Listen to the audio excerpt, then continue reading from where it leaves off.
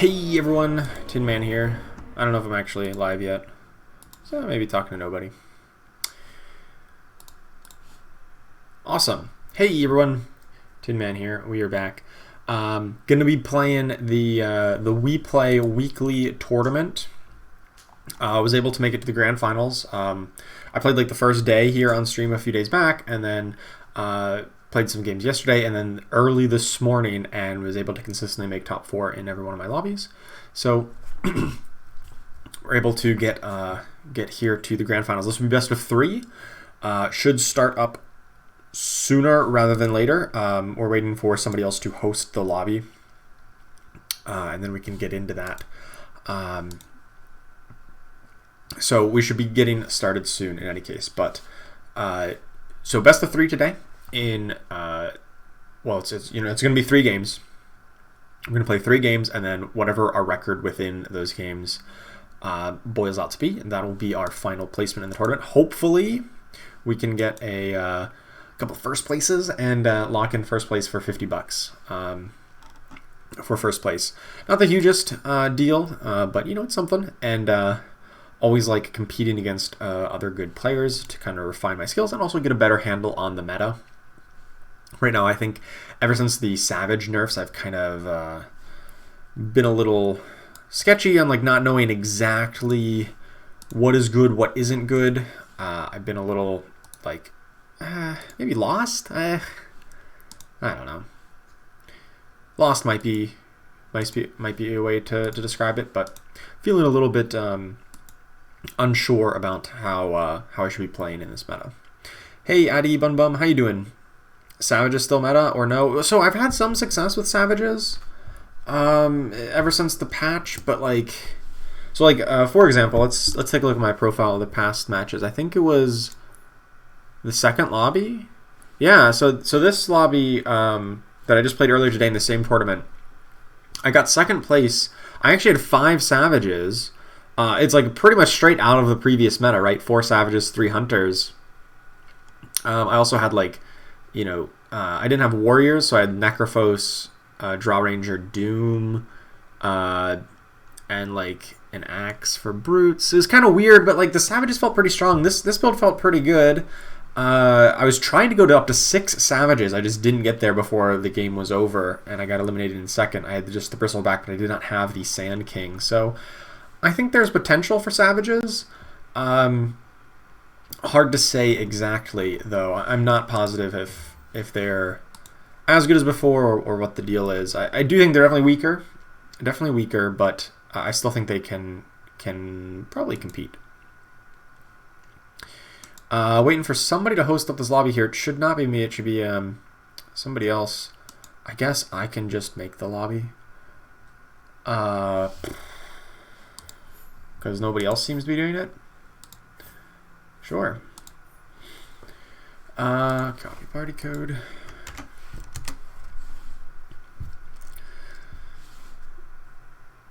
Oh, well, okay, never mind then. Literally right after I did it, the person who was supposed to made it. Okay.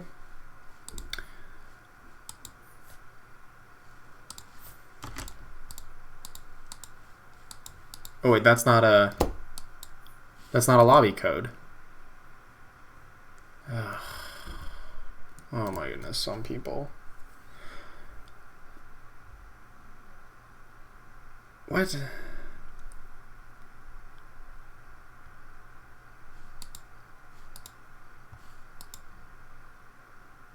I don't know.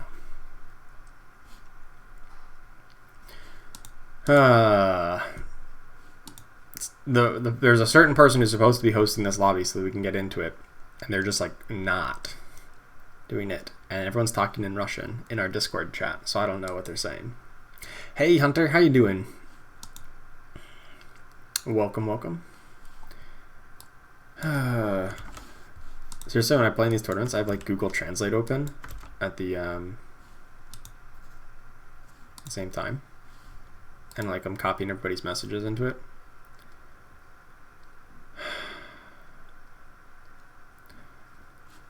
Just to try to figure out what they're saying. So anyway, we should get started here into the weekly finals in just a few moments. So please bear with us as we wait for something to happen.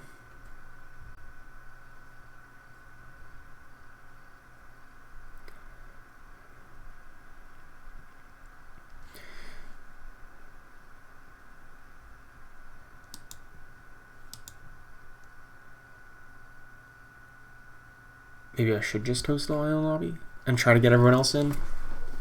I feel like this person's clueless and doesn't know what they should be doing. Alright, I guess I'm just going to do it and create it and hope to get people into it.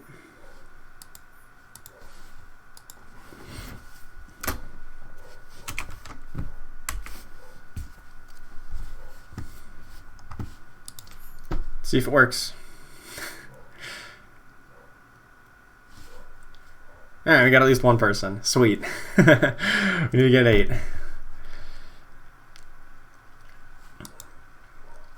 The continuation of yesterday's tournament? Yes. Yes, it is. It'll be the grand finals of it. It was started with 64 players, and now we're down to just 8.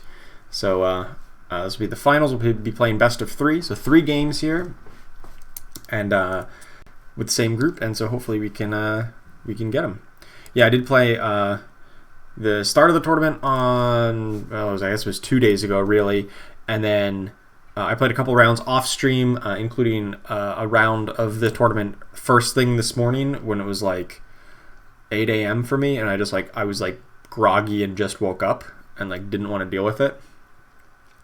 So I did not stream that, and I knew there was going to be this big gap. And so here we get it to the grand finals, and should be fun.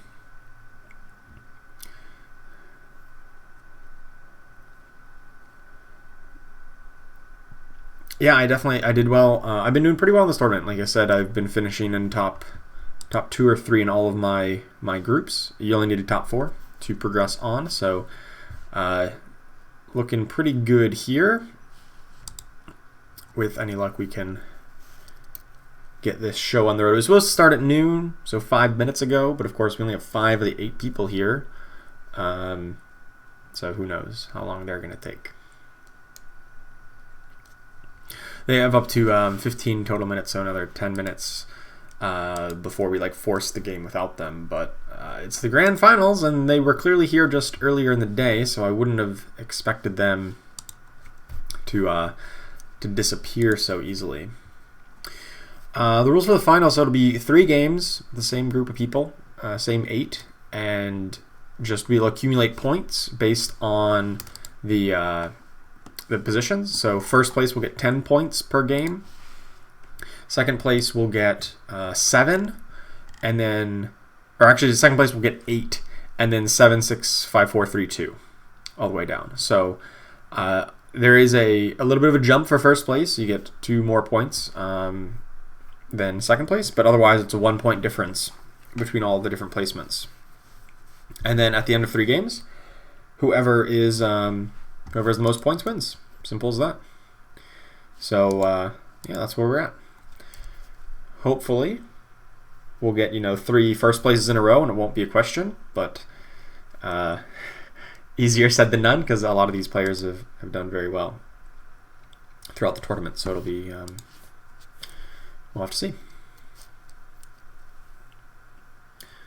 Still missing 2 more players. Who are we missing? Just trying to cross-check the list here. Immortal. And the person who doesn't know how to create a lobby. Yeah. Okay. Sloan and Knock. That's their username. Maybe it means something in some language that I don't know how to speak. System for tiebreakers? Yeah. The system for tiebreakers...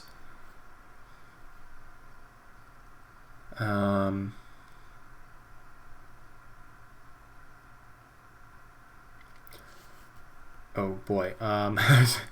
Wait. So I'm reading, and there's a best of 2 tiebreaker.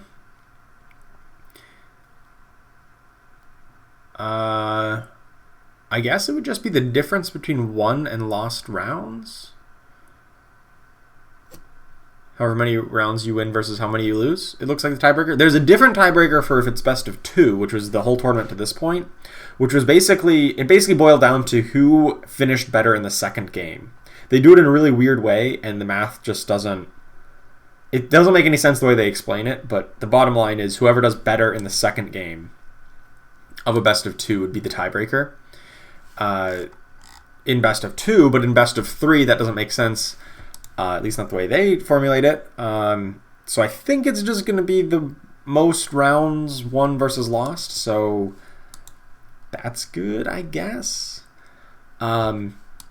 They gave like this web page with all the rules on it, and it's not very clear, to say the least. Yeah, I'll drop the link here.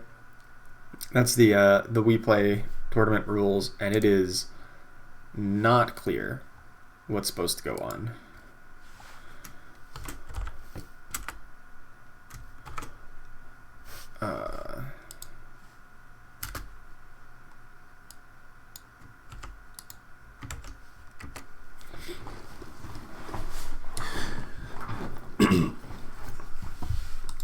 Anyway, still waiting for 2 more people, and then we can be getting going. I know I probably shouldn't have started upstream until we were actually closer to being in game, because you never know when people are going to take their sweet old time.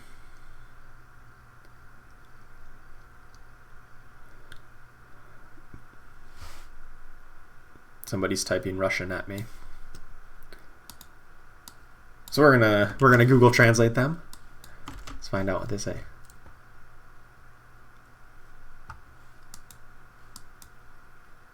Oh, apparently this person thought the game is tomorrow. Nope. Nope, it is definitely today.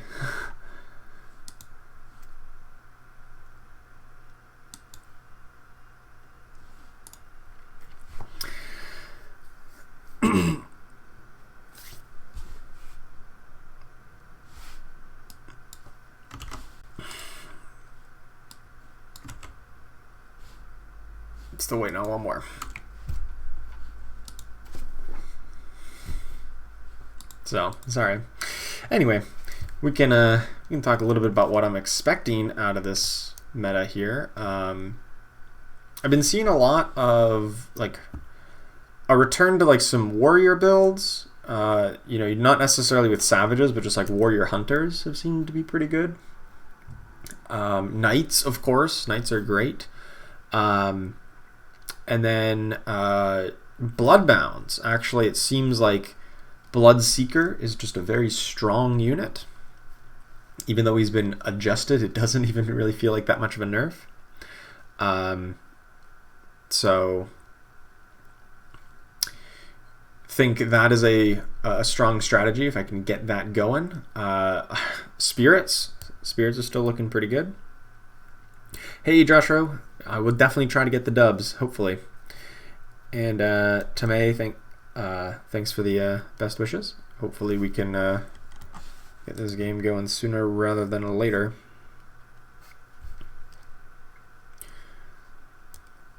At most it'll be just a few more minutes until we start with 7 people, and then it's kind of awkward.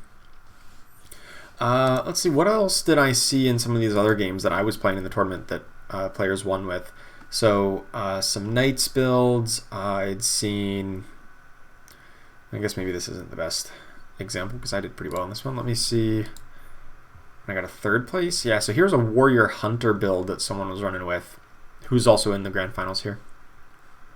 Was running 2 Vigilant. It was actually 3 Vigilant with Drow Ranger, Templar, and Mirana. So I think at some point they were running 4. Yeah, at some point they were running 4 Vigilant. And I'm actually kind of thinking Vigilant is pretty darn strong, given the current state of the meta. It basically gives a lot of your units 50% crit, 50% increased damage against targets who just cast a spell, which in a lot of these late game fights, like there's almost always a target casting a spell somewhere nearby you. So you have a very high uptime on that 50% bonus damage, and if it's applying to everybody, that's actually pretty powerful.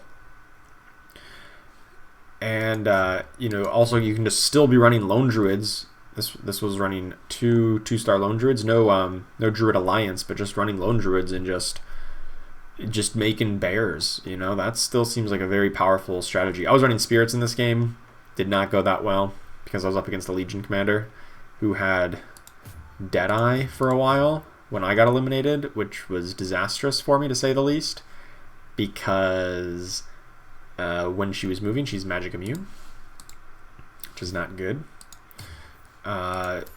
Basically makes it impossible to deal with. So yeah, literally in the fight where I was eliminated in that game, I had level 10, I had 8 spirits and Keeper of Light Crystal Maiden. 8 spirits. I lost the fight. Legion commander had taken 0 damage. I looked at the damage taken chart at the end. Legion commander took 0. It was bad. Hey, what's up, Raw Cauliflower? How you doing? After 25 ranked games, you're now an outlaw. Awesome. Good job. Keep up the good work. Hope to see you keep on climbing the ranks. Good luck. Really struggling to make Warlock and Mage builds work. Always up in 6th to 8th. Yeah. Mages are tough. I struggle with mages too sometimes. They have such a late game power spike. They're pretty weak in the early and mid game. Most mage builds are. In exchange for like really strong late game power. So mages in particular have a very like rigid build path. Like you just need to add more mages, and there's not like a lot of flexibility. You can't say, oh, you know, I'm not finding these units, let me pivot into this kind of one. You just can't do that with mages. So in that sense, in other builds you have a bit more flexibility and it's a little easier to get going. Hey, what's up, Shivang? Stream just started, haven't even gotten to a game yet. Looks like we are about to here in just a minute, as we, I guess, only have 7 of 8 people for the grand finals. We were supposed to have 8. I guess they didn't know that they had the grand finals at this time. Alright. Whatever. So I guess we'll just start up here in just a second to give him 1 more minute.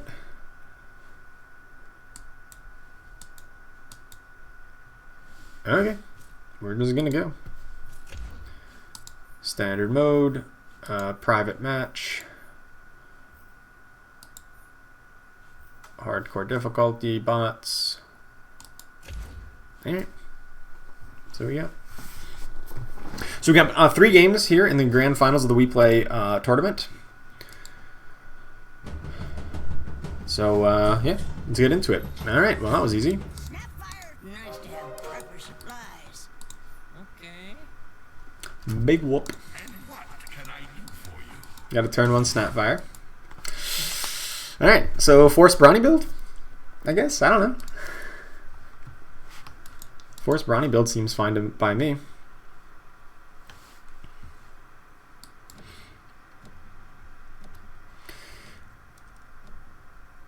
Just got the notification. Oh, nice.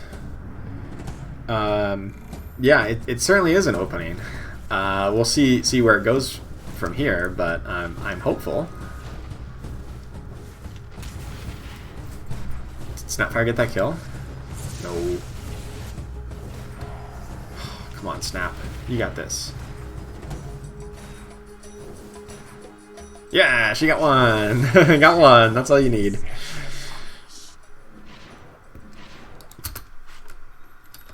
And we dealt 4 damage to them because we got a 2-star unit. That's good value right there.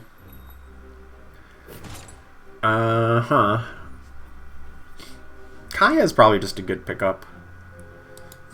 Works on Snapfire, works towards mages, like either part of her ability, or if we go into more Brawnies, it goes well on Bristleback or Beastmaster. Or Juggernaut. It just seems like it's a really good item for a lot of situations here. I got some stories for you. Chaos Knight, okay. You know, we can run this Snapfire.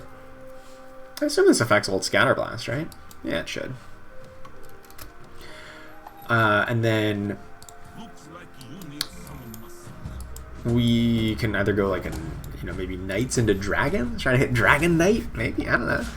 Dragon knight's a little bit out of the meta, I don't know. He costs so much that it's hard to ever get him really going. But maybe.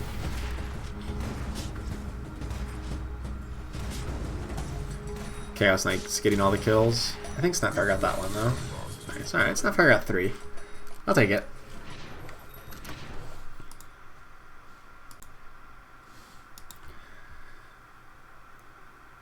Alright, so we got 2 people going open for it, and we've got a bot who is 1-1.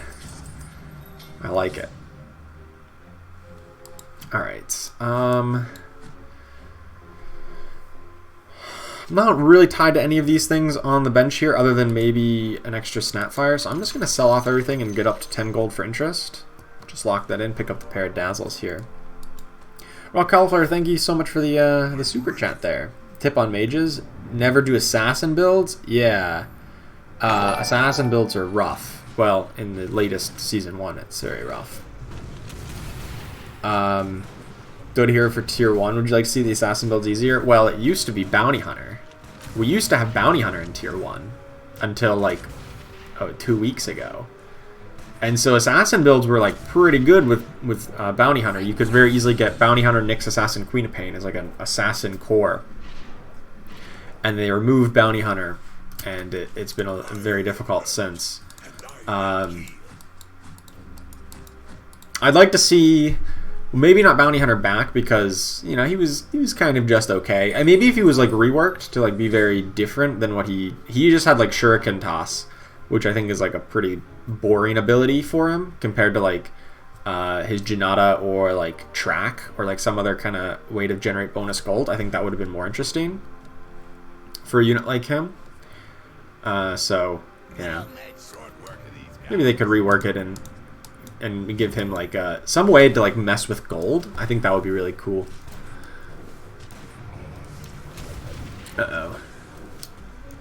Snapfire, don't die on me. Okay, she didn't die on me. At least not yet. She's about to though. What? Snapfire just like didn't attack even after all of that. Jeez. I knew I should have leveled. I was thinking about leveling up, selling off these 3 units, leveling up and putting in a Dazzle to get troll bonus, but it didn't work.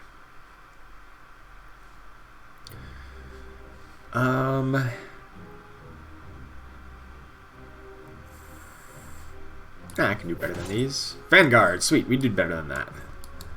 Very nice. I have not found any more Brawnies though, which is like really making me upset with this early Snapfire. Like, I thought Snapfire was going to be like the truth, and it's kind of not turning out that way.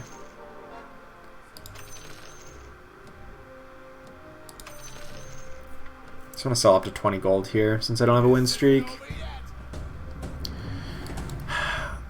Thinking of maybe, is it just going to go knights?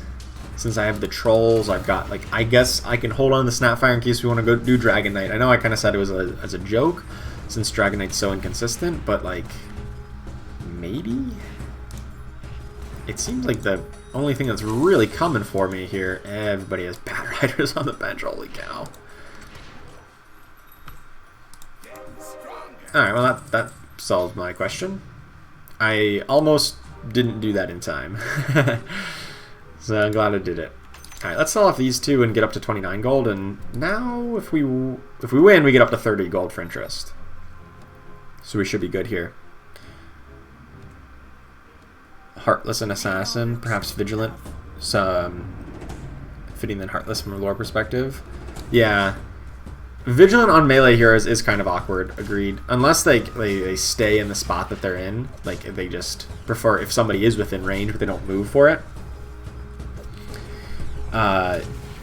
Yeah, they do, and I think that's how it does and / should work, but I think there was a time when it like kind of didn't, when it would like, they would try to move out just a little bit, which was obviously not very nice. No! Lose. Darn it.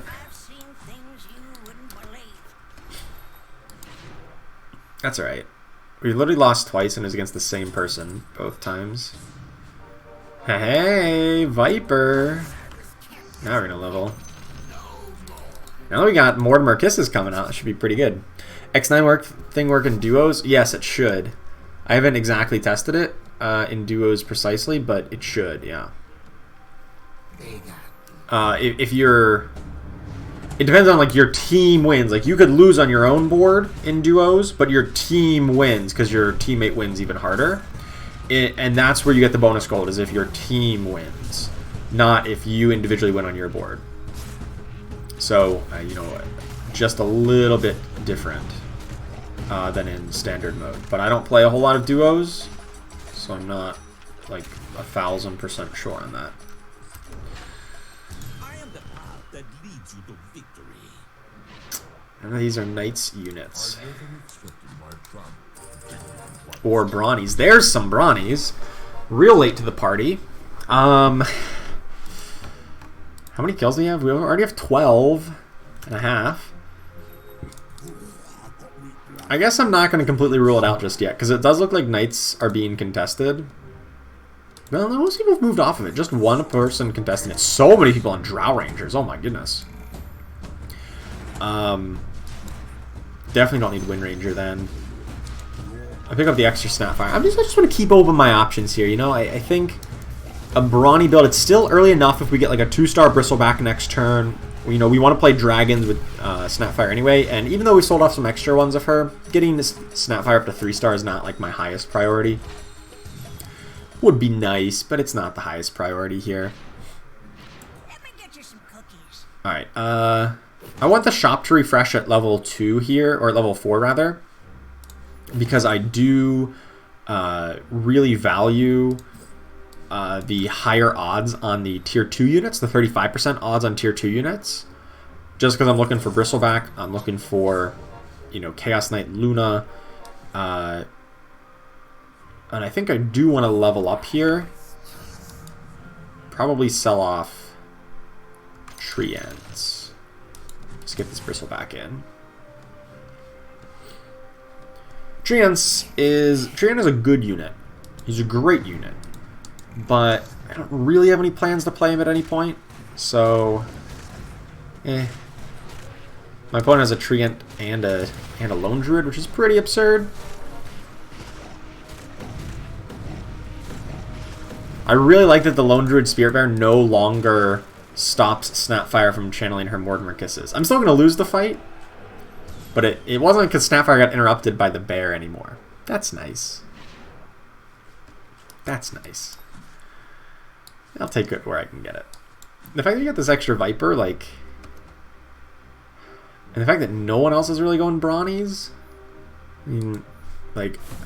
I think it's possible here. I don't know. Rabid Furball I know is just like always a good option. Sure. Why not? Let's take a free reroll.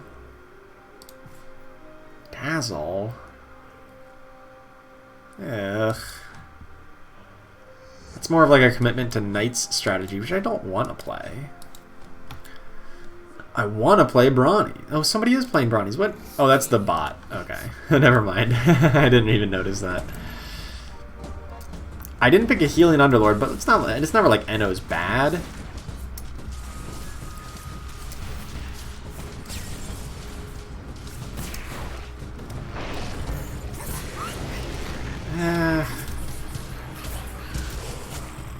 I don't know. If I buy this Dazzle, I'm like committing to being Knights, because it does cost me gold basically to buy him. He doesn't really fit into a Brawny comp. But we don't have Beastmaster yet. And there's like what, one person on Knights? I think it's worth the risk, I guess.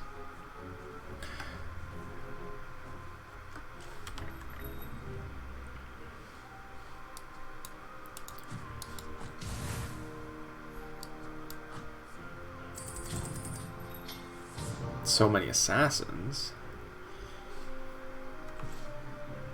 There's some Juggernauts. The Brawnies are looking better and better. Meanwhile, like, Knights have just not gotten anything together. Other than the Dazzle and the Bat Rider, I guess. Yeah.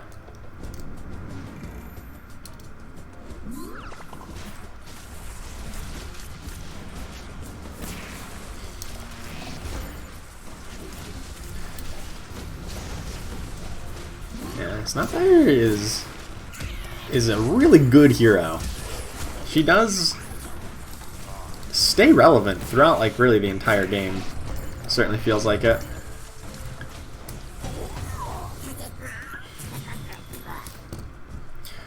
Pair of Juggernauts. No Beastmasters, but I guess we can work without Beastmasters. 4 Trolls plus Brownies. Is that a thing?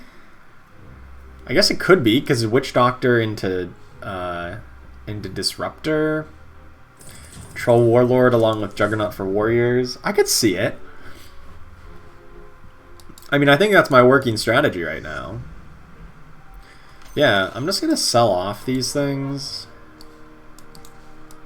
These knights that I know I don't want to play. Maybe. I mean, I'm still looking for 2-star Bristleback and Juggernaut, but like Juggernaut's pretty darn tanky here. The Vanguard and even just a 2-star, or just a 1-star rather. But all the bonus brawny kills, 285. That's basically a second, health item on him. I'll take it. I'll take it.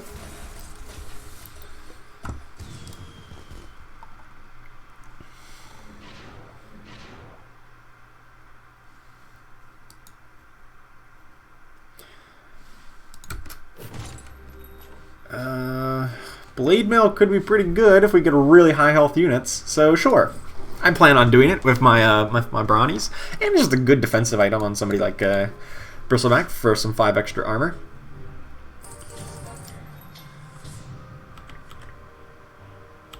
I think I'm just going to level up, put in a second Viper here.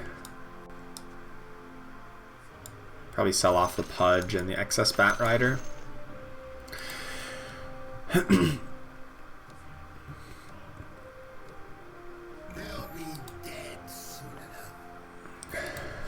Why does every opponent have 2-star Lone Druid already? I don't even have a 2-star Bristleback.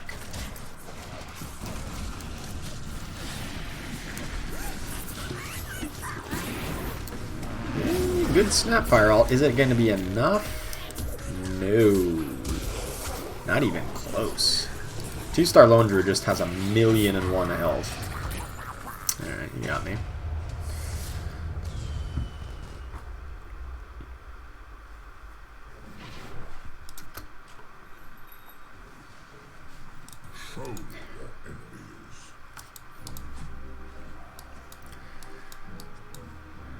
Really need this 2-star Viper.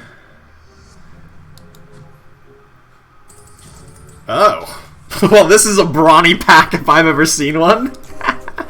Look at that! Look at that! That is the brawniest of packs. We literally just got 3 brawny units to 2-star in a single pack. You can't top that. Alright, alright, that was insanity. To say the least. Now we got double Snapfire. One of them with a Kaya, well, had a Kaya. Had it stolen by Eno. What a jerk. Snapfire getting one set of globs off, the other one still going. Yeah, things are looking good. The high roll, I mean, it took us a long time to get that, but yeah, we'll take it. I am A-okay with that turn. I even get access to, like, Mirana, is just a good unit. Yeah, we do want a Beastmaster, but if we don't find a Beastmaster, we can still just, like, go, Disruptor and find an Axe later on. As we try to fit in, some of these other units, maybe a Dragon Knight in the late game. Just want to be focusing on, leveling up. Trying to get those better unit odds. And eliminating Ambrose bot, who's got all my Brawnies. What a jerk of a bot. Hey, what's up, Yen Carlet? How you doing? Just tuned in? Well, you tuned in a good time. Good luck charm, apparently. That was That was a hell of a roll. We were rocking a 1-star Juggernaut, a 1-star Bristleback for so long, and getting a second 2-star Snapfire was pretty nice as well.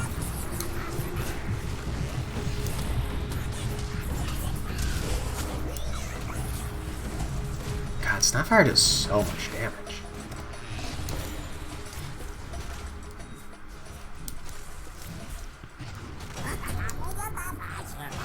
Oh, apparently so does my own Bristleback when it gets enthralled against me. That's no bueno.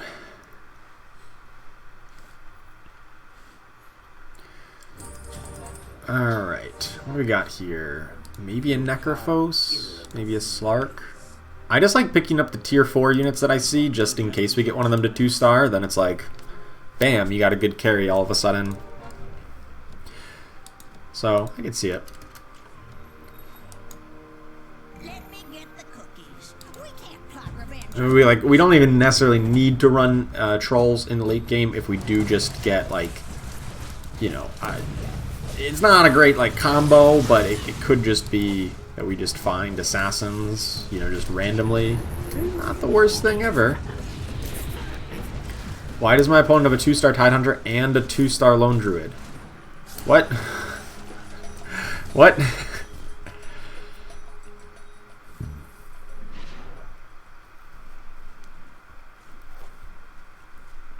The player was using the barricades. Yeah, if you lock your ranged units behind barricades in the back, it's so hard for spirits to ever deal with them. Because spirits can't land where there's units along the borders, and they just never get hit.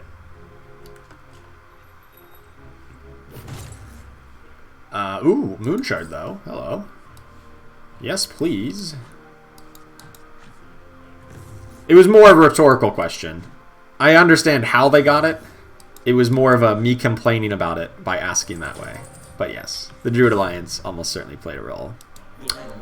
Oh, well, there's a Slark. I mean, I'm going to play a Slark with a Moonshard. That seems good. See, this is why we just pick up the random ones. Like, I don't necessarily like want Slark, but if I get a 2-star Slark with Moonshard, I guess. Flex into Void late game? Yeah, I mean, we could, or, you know, just the Templar Assassin, you know, we already have Viper for an Assassin with our Dragons, so, like, that seems fine by me. My opponent has a Faceless Void, though. Somehow. Oh, the Slark, though. The Slark damage output is insane. Look at that damage. Alright, I'm a big fan of just, like, picking up, you know, whatever you might happen to find. I guess throw in Templar here for Assassins now. Probably not going to play Hunters since we, you know, don't have the, don't really have the Hunter situation going. Yeah, so I'm just going to sell off this. I'm going to sell off both of these. Because I want to pick up Tidehunter, right? You know, for scaled and, you know, just Tidehuntering. Probably could have sold off the Witch Doctor.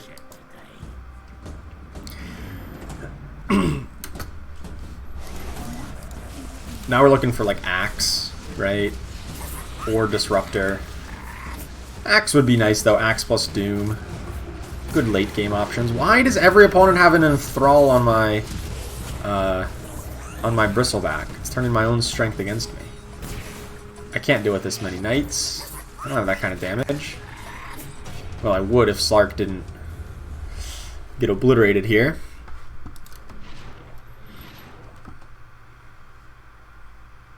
What's worse? Is when Hunter's behind both barricades? Yeah. Oh, definitely. Plus Vesture the Tyrant.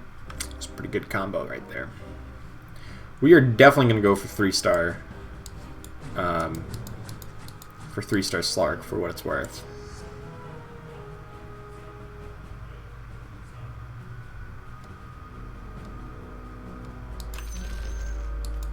I just need to sell something here. I really don't like the idea of Trolls anymore. They are not really getting it together here. Oh my god, these. But they're nice and... Oh, I was about to say they're nice and stacked up for Snapfire, but then my Snapfire died very, very, very quickly. Never even got her full channel off, or anything close to it. Yikes, alright. Well, these... I'm starting to become very unimpressed with these trolls, and I have, like, no front line without a 4th Brawny. Or a Tide Hunter or something. I think just replacing the trolls here probably makes sense.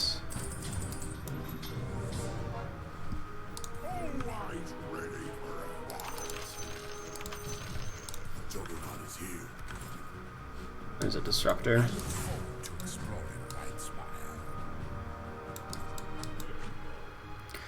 Alright, it's a bit of an improvement. It's not everything I want just yet, but it's getting there. Snapfire could probably be even moved a step back.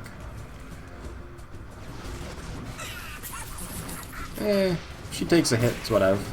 Especially, oh, she starts channeling and immediately she gets hit by the bear root, which does not, you know, prevent her casting anymore, but then immediately gets hit by a faceless blade. Which is just about as bad. Jeez. Alright, well, the game's not going as well as I would have really liked.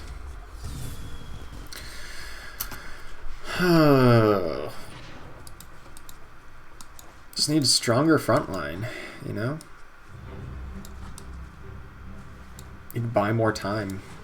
I mean, a 2-star Viper and Templar Assassin would probably help. I probably just need to reroll this level. I don't know if I can realistically afford to level up here. Take a couple more rounds, and I'm already down to 20. I probably just need to reroll for 2-star Tide. Bristle's been enthralled every time. I know, right? And he wasn't, like, why isn't Juggernaut being enthralled? Why wasn't an Assassin being enthralled? It's like, it's always the Bristleback who's, like, the best target to enthrall. Because he has such a fast cast that he's always going to have the Demon buff bonus. Pick up another Moon Shard? We can do better. We can't do better. I was hoping for Vlad's Offering. Mech's not the worst, though. I was hoping for a Refresher Orb or a Vlad's Offering. There we go. Alright, let's just sell off this excess Juggernaut to try to get up to 29 gold, so if we win we grab interest. And because I still do want to level up one more time, I think. But I also really just want to get... Maybe I don't need to level up. Maybe I could just reroll for 3 stars here. Maybe we could potentially get a 3-star on... Or a 2-star Tide, 2-star Disruptor, and then maybe 3-star Slark, maybe 3-star Bristle. Without a Mask of Madness, though, 3-star Slark is not quite as scary. I mean, he's going to do 1,000,000 damage, but... You know, that doesn't matter too terribly much. If he just blows up instantly. Alright, we do get the win. Not bad, not bad.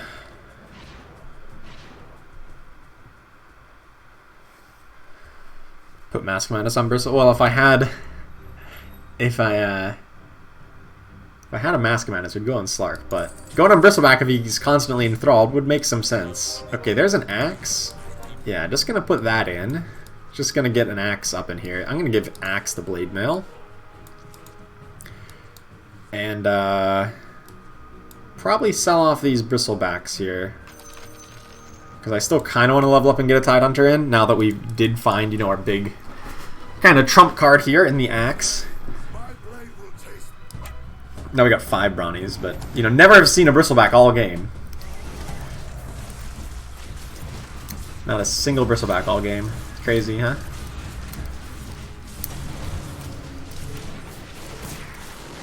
Slark goes down, but is it too late? I don't think so. I think this is fine. Slark goes down, and looks like we still get the win. Juggernaut, one more spin, and we're good. Yeah, sweet. Alright. Really starting to pay back? Yeah, yeah. Look at Axe's Blade Mail. I knew that if we were going to go Brawnies, Blade Mail would be great. Like, not only is it, you know, an okay armor item, and it's not quite Chainmail, but it does quite a bit of damage, especially when you're stacking up the brawny kills that, you know, every health total you get there is just more damage that your unit can take to reflect back at them. So it's pretty good. There's actually no mages out there. I think what I want to just do is just level up and put in a second Snapfire until we get, like, a 2-star Juggernaut or 2-star Slark. I actually think kind of Snapfire might just be better than Slark as without an item.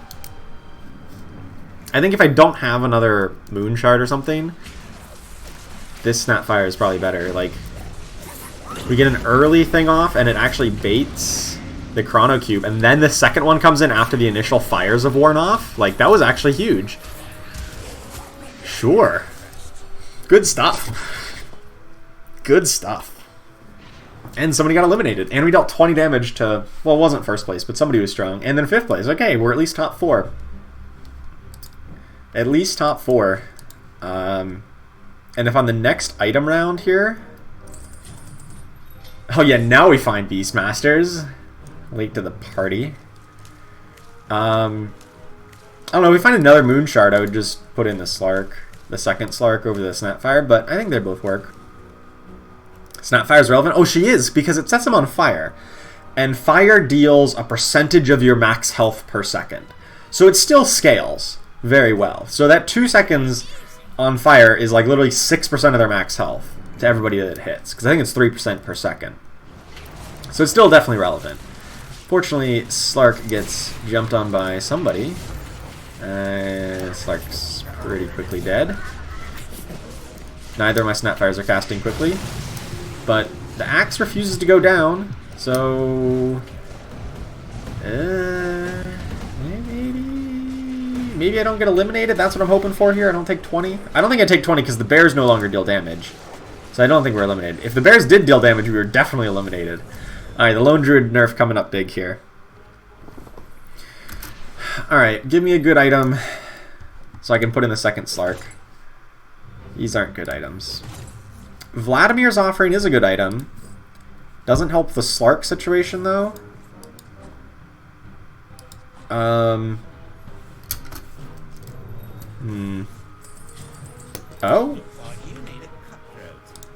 3-star on either of these would help.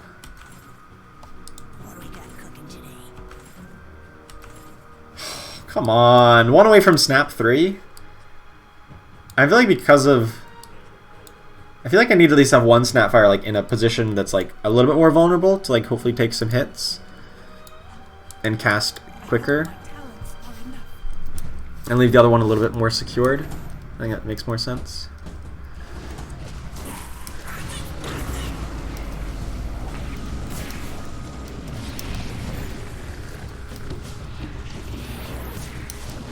I don't think we're gonna get this. No! Alright, well. 1 away from Snap 3, 2 away from Slark 3. Not good enough. 4th place. Oof. Blade Mail worth picking up for other units other than Axe? Yeah, probably. Blade Mail is a... So the way Blade Mail reflects the damage is... It's like the pre-mitigation damage. So it, before your armor is calculated, that's how much damage you take, and then it reflects that. So, and then your armor reduces it. So if you have, say, like 100 health, but you have, you know, 1,000 armor or something absurd where you're taking basically nothing, no damage, you're going to be reflecting a lot more damage than just 30 total. Because it kind of calculates before the armor is taken into account. So it's pretty potent in that regard. This player has 3 2-star Maranas. I mean, one of them is enthralled, but like they had 3 2-star Maranas. That's all I'll say about that. So that was kind of a weird build. I don't know if it was a... It probably wasn't a good build. It was, you know, it was functional. It needed to get further ahead early. I mean, I was kind of ahead for a little bit.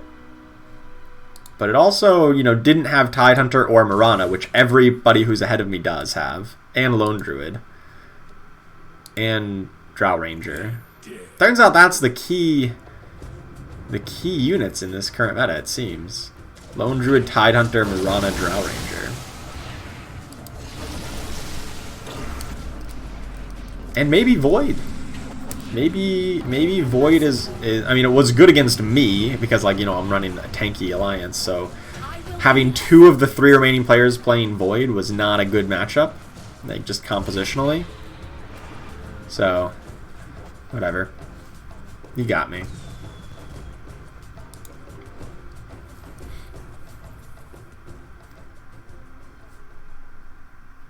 The old 6 warrior builds? Yeah. The, what's it called? The egg build, where, popularized by a Chinese player whose name translated to egg. And it was literally just like 6 warriors plus Troll Warlord plus Witch Doctor plus Necrophos or something like that. Something along those lines. Like, there was literally a very small subset of units that everybody would just always be fighting over because it was so good that it never made sense to play anything else, even if other things were uncontested. It still was better to just force that same build.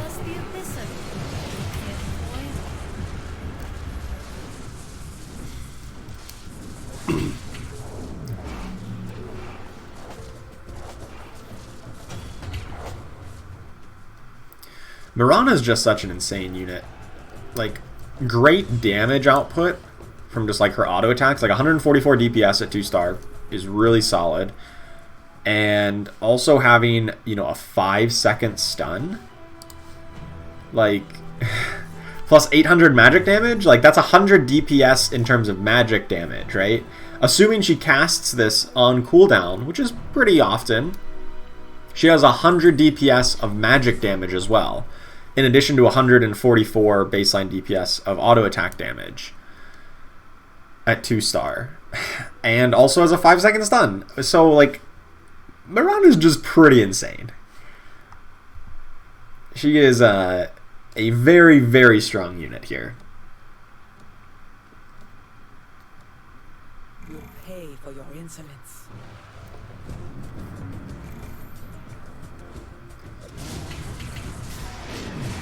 Faceless Void counters Tidehunter plays? Yeah, it certainly can. Faceless Void, I've been gaining a bigger and bigger appreciation for. Like, the backline stun...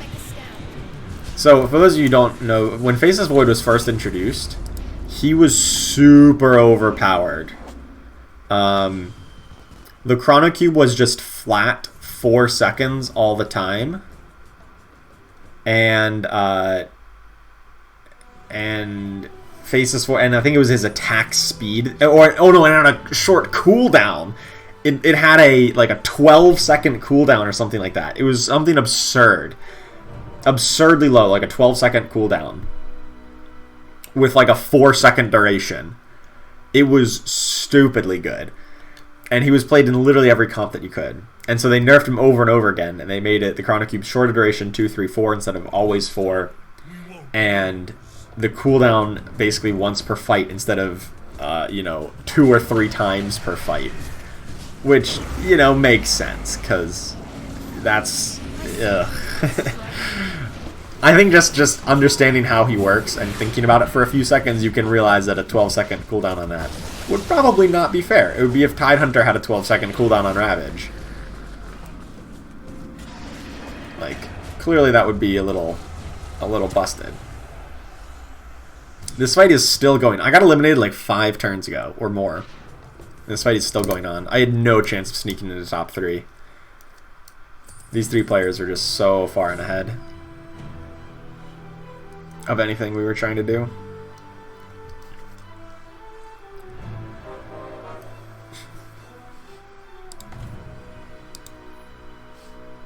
Now we're starting to get the Troll Warlords and the Dusas and the... Yeah, some of them are trying for Faceless Void.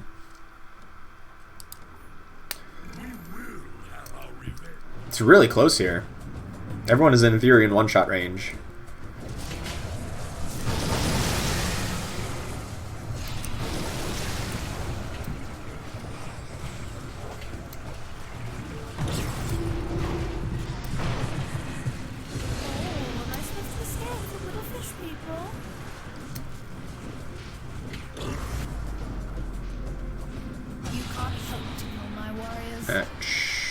That doesn't even eliminate someone because it's such a close fight. Doesn't? Are you kidding me? Everyone's in one-shot range and no one gets eliminated. How like mad would you be if you're this person who like has so much life total and was doing so well the whole game, and then you get to round 32 and like no one's been eliminated. You're just like, all right, we won, but we didn't eliminate somebody. And the next round you're gonna win, but you might not eliminate somebody because it'll be against the ghost. And then the other team somehow is gonna have a draw, and it'll like keep on going. And then one of these players got to get third, which is literally one more point than I got, despite being eliminated like 7 rounds ago.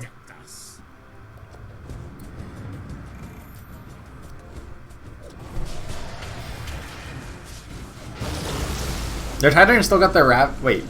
Oh no, that was this Tidehunter. I'm like, one of those Tidehunters just got a Ravage off, but I don't know which one it was. I thought it was the one who was silenced and stunned here. 70 versus 20, now it's 4 versus 13. Yeah, it's been crazy, like, the comeback here. Okay, so this player's going to get eliminated by the Ghost, and presumably the other board eliminates somebody. Yep, they both get eliminated at exactly the same time. But, okay. Who won? Slowanak? Okay. I mean, I would say, oh, it's the person who had this build, but they were all running the same Warrior Hunter Void kind of situation. Caden's Dusa too. It was actually not the Caden's Dusa, it was the Moonshard Dusa. Caden's was on Troll Warlord there at the end. Crazy stuff. So this is still best of 3, so we still have 2 more games to go. Somebody said they need a little bit of a 5-minute break. That's fine. Or 3 to 4 minutes. Also good. Speculated Underlords, Grek, Carl, and Jamoy. Well, so I know Grek is obviously like the menagerie guy about all like kind of beasts and summons and stuff like that. Carl, I don't really know too much about. Jamoy was actually a character in Artifact. I mean, I played a lot of Artifact. And so Jamoy was actually a hero that you could play in Artifact. He was one of like the starter heroes, so he wasn't like very good competitively, although some people did try to play him in competitive. He was all about like kind of drawing cards and being like a controlling kind of guy, like a control mage, kind of like a very stereotypical blue kind of guy, and from like Magic the Gathering type stuff. So I don't know, he'd be some kind of like, you know, magic dealer, casting spells, maybe, you know, giving mana to your guys or something like that for Jamoy. Assuming, you know, they go with the same Jamoy character from Artifact. So that's what I would think. It's hard to say about the other ones. Grek would certainly like make summons of some sort, would certainly like summon some creatures. Probably like with his regular cast ability would create a summon. And he'd probably cast that multiple times per fight, and his ultimate might empower all of your summons. Maybe it would make more. I'm not positive. Carl, I got nothing on him. I don't know anything. Other than, that's not a very like fantasy-based name. Everyone else is like not real human names, and there's a Carl. Yeah. Yeah, just Carl.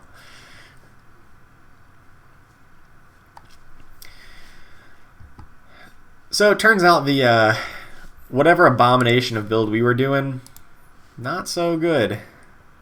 This Brawny Assassin Dragon comp. Well, I guess if we got the things up to 3-star, maybe it would have been fine. There's also Sven. Well, see, yeah, Sven is a real name in some parts of the world. Not in America, where I'm from. That's a very weird name. But I know it's a not so weird name in like Scandinavian countries, so maybe I'm a little bit biased.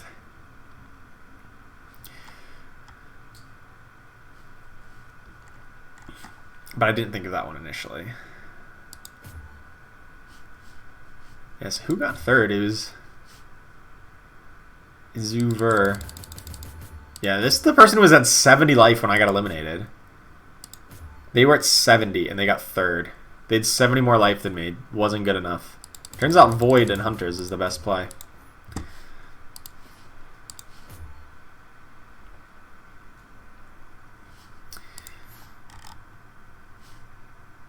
Void and Hunters.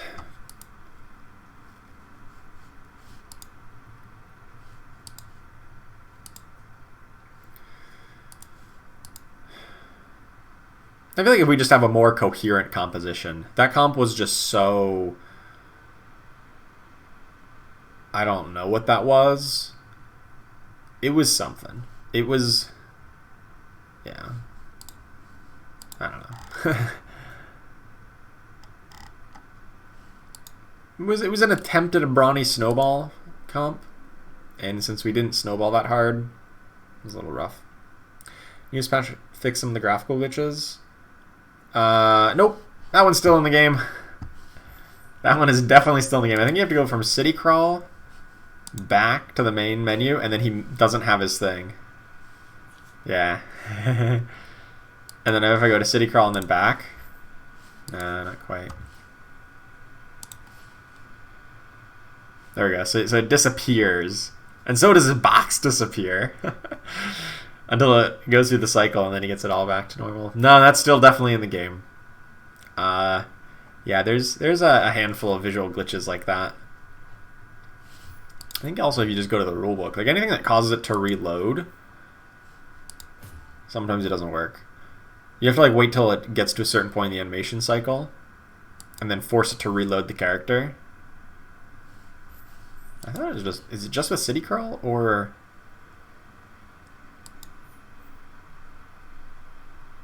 I thought the rulebook would do it as well. Alright, still waiting for 2 more people. They should be back here in just a moment. To get into game 2. We got 3 games, so 2 more ahead of us. And with any luck, we can improve on our 4th place finish there. Obviously, hoping for 1st overall. That's going to be tough. You know, we're going to need like a 1st and like probably a 2nd place, or maybe double 1st. But I think we can do it.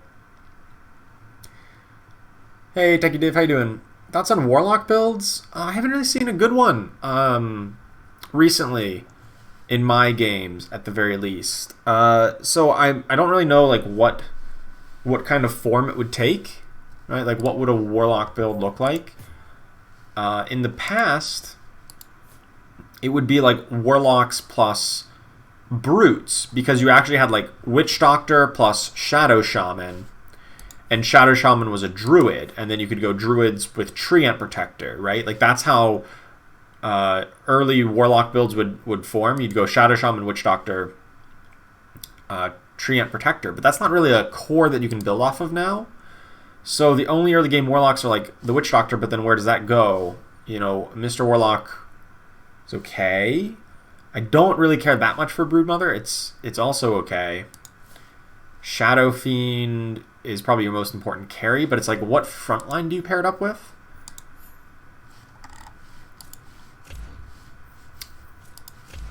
Alright.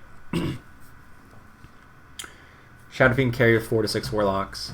Witch Doctor, Dazzle, yeah. You'd probably want that, right? To pair up with the Necrophos. Okay, well we got another Snapfire. I'm just saying. I probably don't actually do that. Probably don't actually go Snapfire.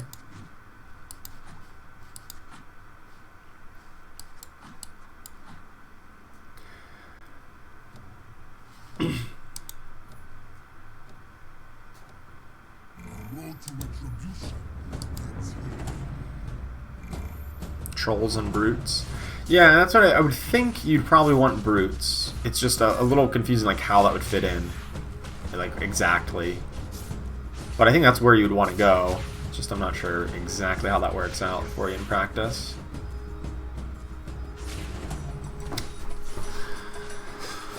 And at that point, would it just be better to run like other units? You know, like hunters have been showing up in large numbers. And like that consistent DPS may just be a better option. I'm gonna pick Ogre Cap. This item is still busted. This item is still so strong. I don't have anything to put it on right now, but we can try to get it involved here. Chaos Knight, good pickup. Keep opening options to go Spirits here. Spirits plus Ogre Cap is not really a good combo, but Ogre Cap itself is just insane. Hey, you're up against an open 4 opponent. Value. Think the Human Alliance needs changing? I mean, I could see them like adding some percentage of cooldown reduction once you get up to 4 humans. But I like the idea of adding the mana to the Human Alliance, certainly compared to what it was before, when we give a chance to silence targets. I actually saw in Dota Auto Chess, the original mod in Dota, still being updated, and they've changed their Human Alliance to essentially be like whenever you win a fight with the Human Alliance, you gain bonus XP. So if you win the fight with a human, with like 2 humans on your board, you get 1 extra XP for winning. And like I guess they allow that to go to overflow over level 10. Like it allows you to level up to 11, which you normally couldn't, just through the Human Alliance. I mean, that would be like something totally different than what it currently is. But it would be something definitely interesting, I think, compared to what we currently have. So, you know, I think going very different routes with alliances could be very interesting. Maybe not right now. Maybe like if they ever do a set 2 or something like that, where they like dramatically overhaul the game and like change every unit. I could see something like that popping up at that time. Okay, we do find the Magnus. So I think what I want to do is actually just level up here and commit more to this style of build.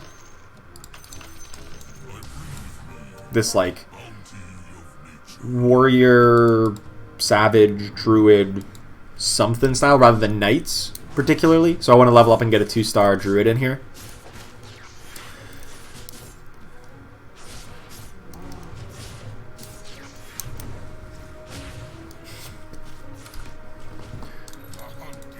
Alright.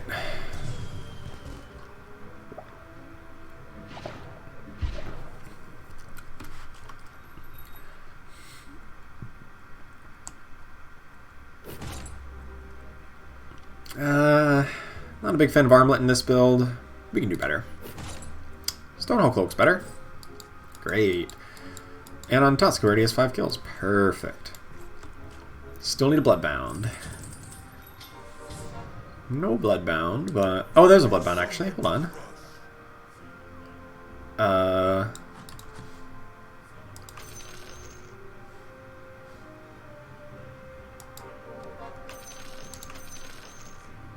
Can't quite afford it just yet. I want to sell up to 19 gold. Still think I want to keep the Pudge around.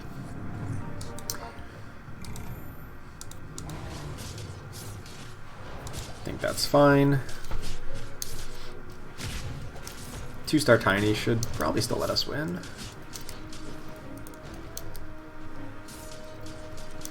Nice.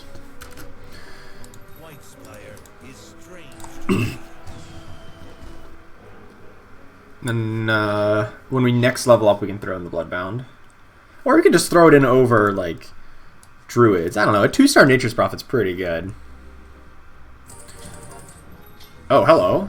Never mind. A 2-star Treant Protector. That's even better. I still kind of want the Lycan.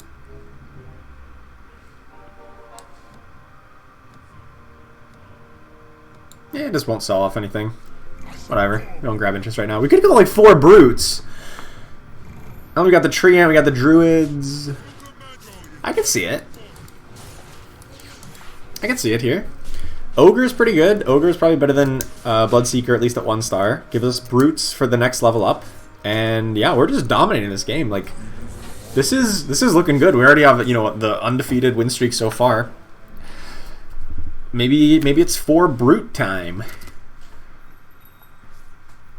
I wouldn't be opposed to 4 Brutes.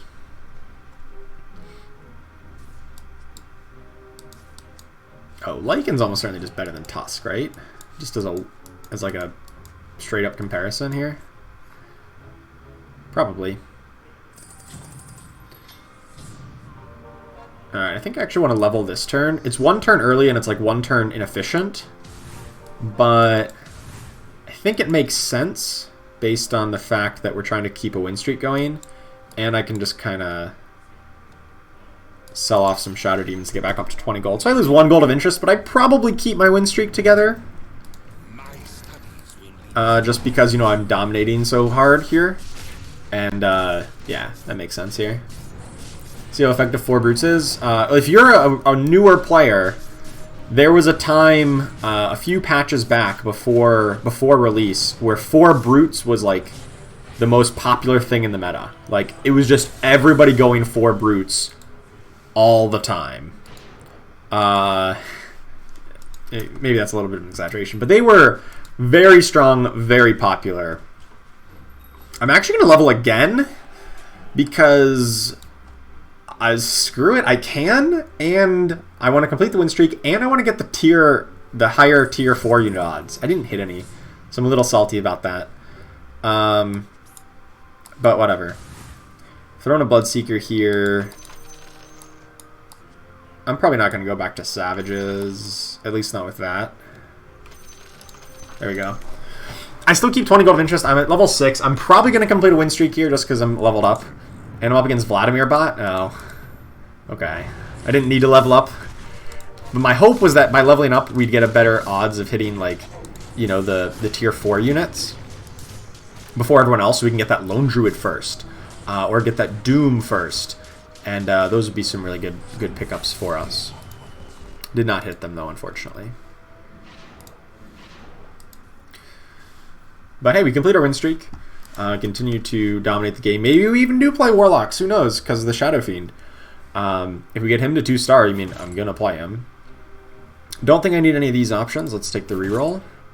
Stonewall Pike. Probably the best thing here. Guess it's best on Bloodseeker. Turns out. How do I feel about Heartless? I think I feel better about Heartless than I do about Warlocks. If I'm being honest. Because I maybe want to get... because I maybe want to get... Lifestealer? Let's see.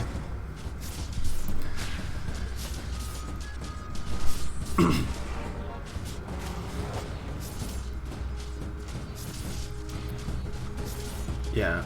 I feel like Bloodseeker is actually just insane.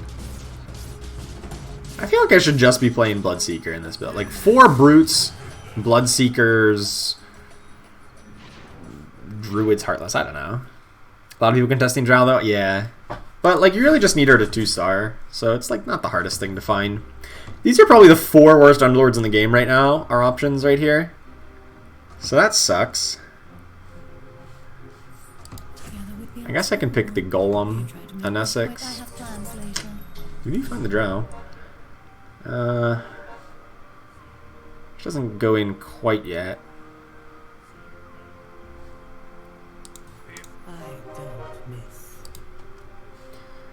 A lot of contest on Drow. You weren't kidding. But I mean, we got her 2-star. That's all you really need. Yeah, those are literally the 4 worst Underlords in the game. And so, like, the fact that those were my only choices was, like, really bad.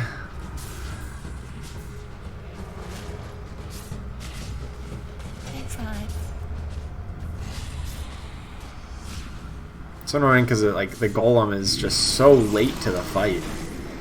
Like, the fight's basically over when the Golem comes down from them. I mean, mine died. We're going to lose our win streak here because they were able to Pudge Hook RNS6. Yeah. I don't know. I'm not that concerned. We completed our win streak, so our gold is already insane. There's another tree. There's a Mirana. I mean, we know how good the Vigilant are.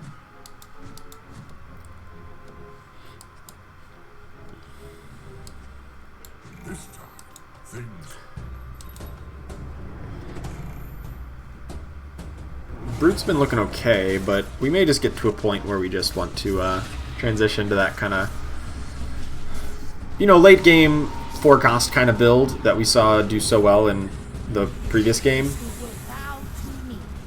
We just try to get the Hunters and the Void, just like the forecast units, the Lone Druid, the Miranas, the Templar Assassins, etc.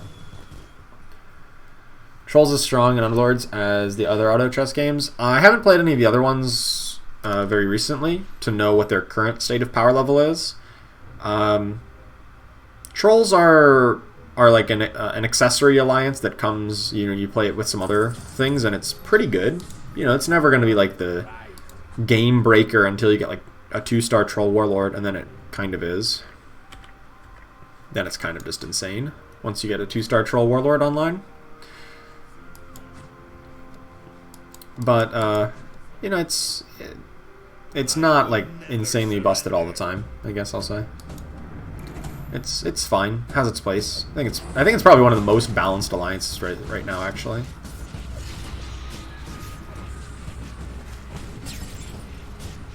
Two-star Lycan's pretty big. And Essex can't even cast her Golem. Like, she survived for so long, and she still can't get a Golem off.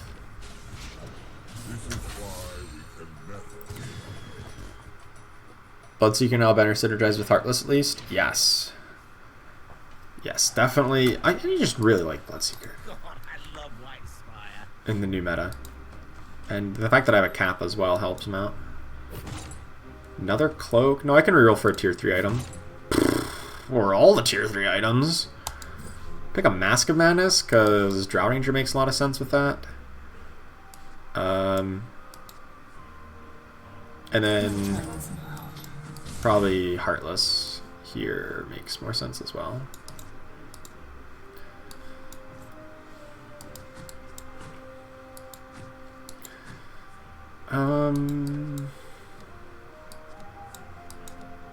Just getting Heartless over the 1-star Bloodseeker.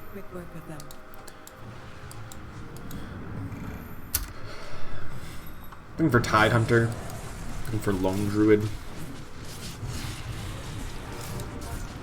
Not sure if I want to keep Ogre Magi forever or try to replace him with Doom and just cut out Bloodbound later on in the game. Like very late in the game, it might make sense to just cut it out completely.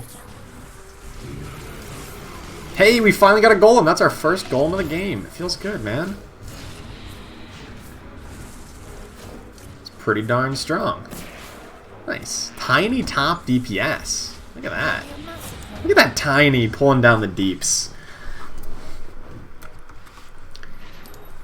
It's not something you see every day. Tiny at the top of the damage charts.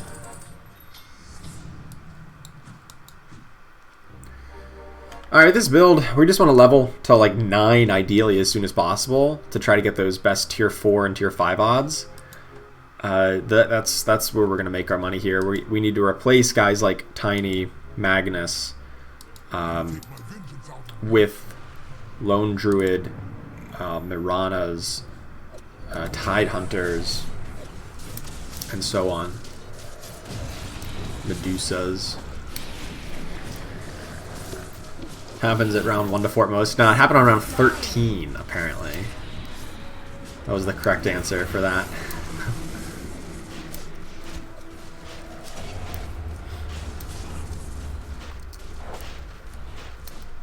My opponent has a very annoying Mirana. I guess Wind Ranger with her Maelstrom is also pretty darn annoying.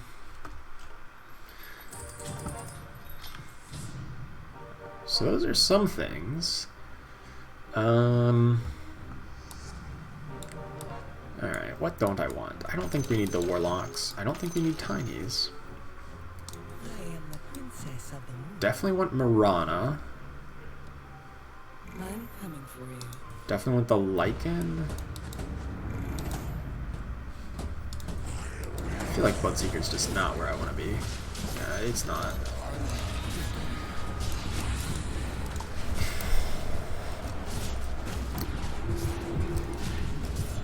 I'll break any rule I have to.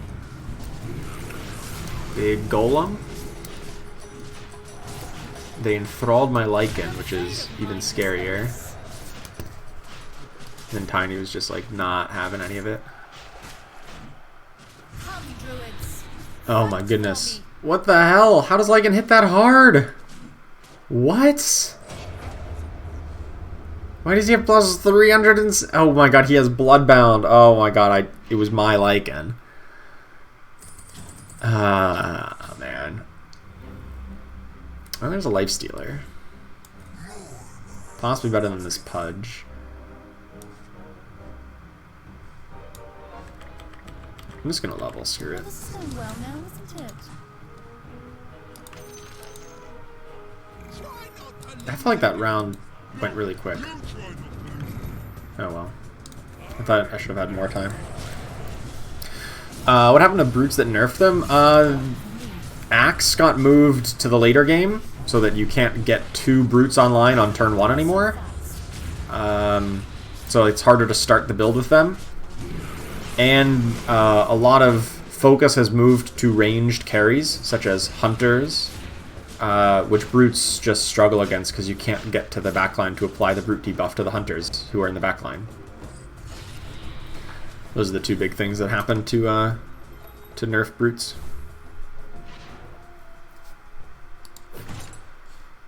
Yeah, Moonshard, that's insane.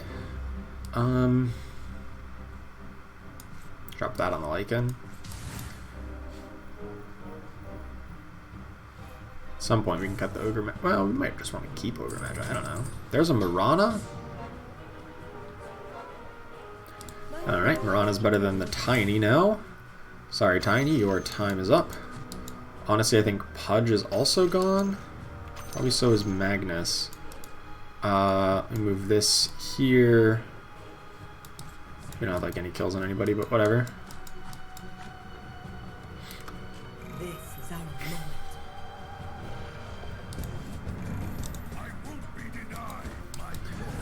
moment. Alright. Hoping to find like Be ever vigilant. probably Medusa as my ideal next hunter. Swap out the Magnus with a Lone Druid.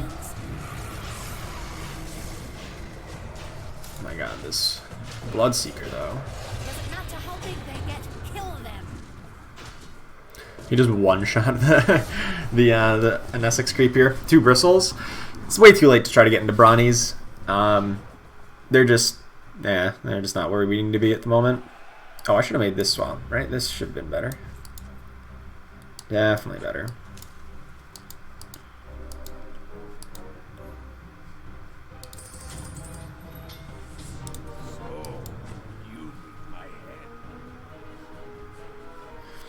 So hopefully we can get in Tide Hunter, and then we can get in Medusa. Axe maybe over the Ogre Magi or somebody.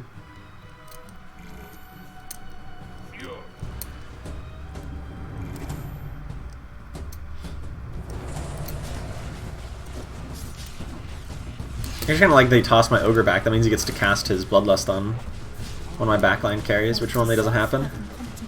Kind of nice to put it on Draw Ranger. You can stop us. Nice. Actually, maybe I do like Ogre Magi in this build, I don't know. Current favorite build to play? I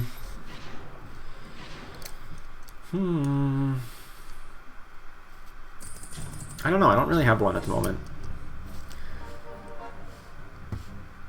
Just gonna level here. I don't really have one at the moment. It feels like I don't have that great of a grip on the meta. Like, I don't really exactly know what's always so great. Like right now. After the recent patch. Obviously, like, before the patch was like 4 savages plus X. Was just so absurd. Now it's a little harder to say. So I don't have a great answer for you. I don't know. It used to be Legion Commander comps, right? Anything that was running Legion Commander was just always my favorite. They've kind of been toned down a little bit in power level recently, so it's not quite as appealing as it always used to be. So I don't know. Mask of Madness for Lifestealer. Once we get him to 2-star, yeah. 1-star Lifestealer doesn't do anything, even with Mask of Madness. Once he gets up to 2-star, definitely. We swap that over. But at the moment, it's good on Draw Ranger.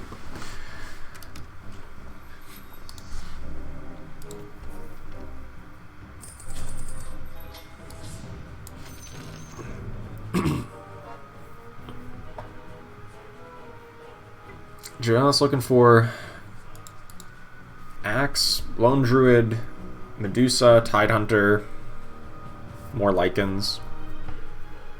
Another Treant would be nice. Still the second match, you bet it is. We're like dominating this game, you know, first place by a mile, but we still have like so many 1-stars still in our build, which I think is like a testament to like how good Brutes are, I guess. We've doomed their Mirana, that's pretty insane. I don't know if it's good enough though, we probably still lose. By a lot, because they had 2-star of good druids.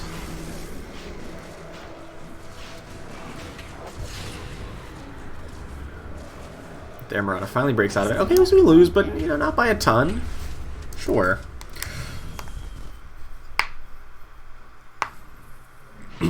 Refresher Tide plus Refresher Sand King was OP. It was pretty good in that game. Unfortunately, I did not have quite the finish that I wanted to in that video, but yes, it was pretty good. I mean, Vlad's Offering's got to be the pick.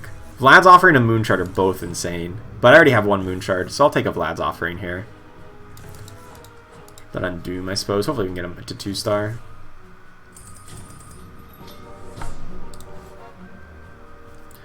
There's a Lone Druid.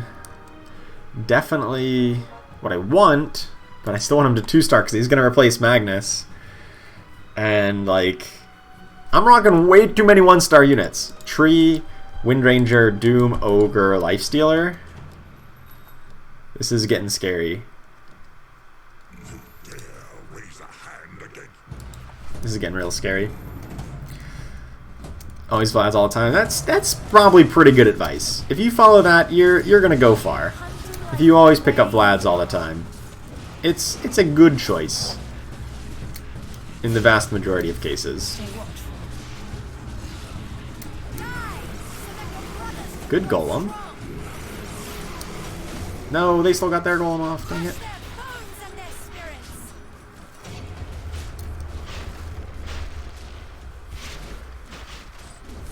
Nice. We got the wins. We got the 30 gold for interest. Perfect. So many Sand Kings. Yeah. We'd seen a couple. We'd seen 2 so far, I believe. Maybe there was a third that I missed, but it was probably the same one over and over again.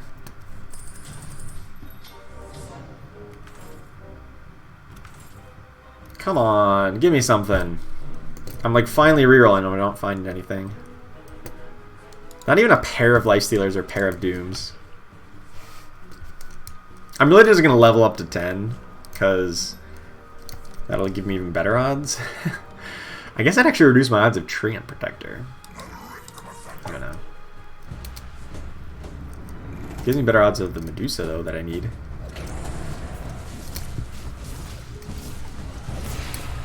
My Treant got obliterated. Oh, they have a Cadence Medusa. That's probably why. But they still lose. They don't have too much of a front line. They're all damage. Whereas we have both. Your hunt ends here. Nice. That worked. I'll just level up next turn. Replacing Treant with Lone Druid, am I? If I find an axe, I guess. But then I get to 3 savages. It's kind of awkward. It depends.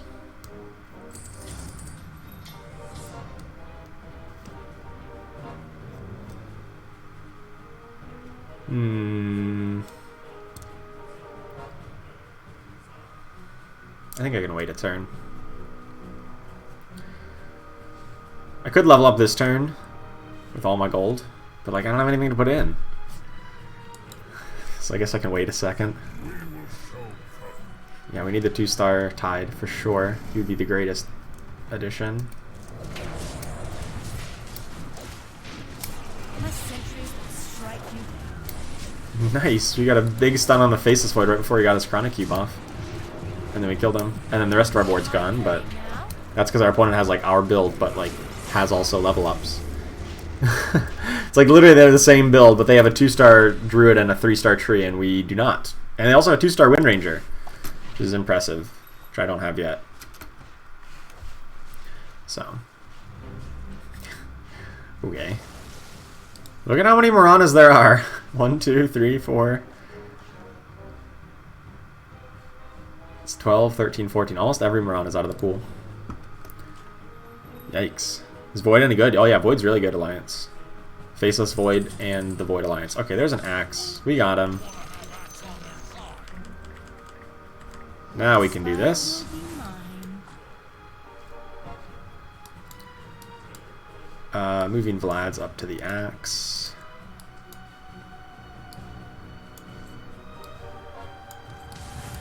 I don't know.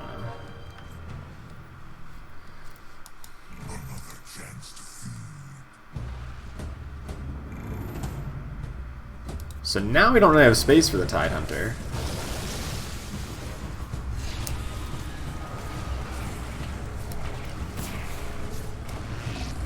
I guess we can cut the Lycan.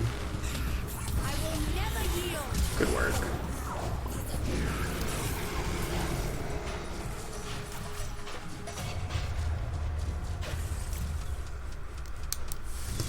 You can cut the Lycan if we do them.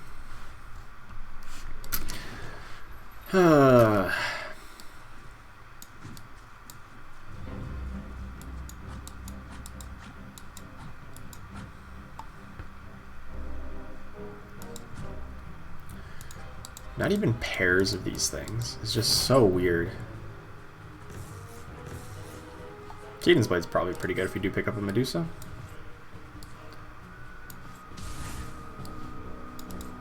Yeah, team's got some kills. Hey, it's up 0-0. This is a tournament. Yes, this is the WePlay weekly tournament.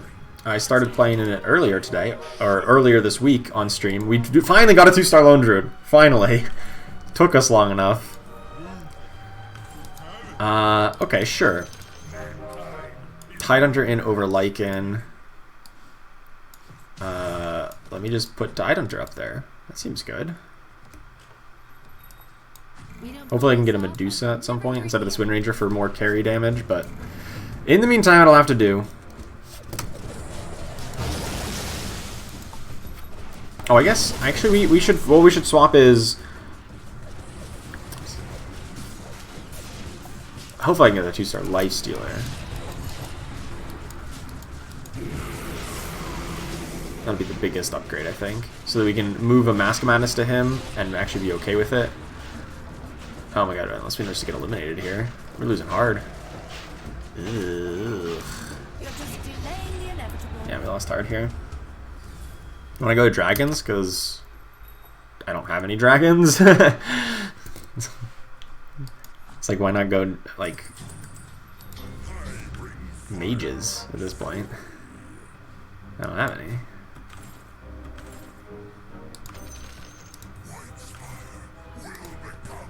This is starting to be a little bit frustrating.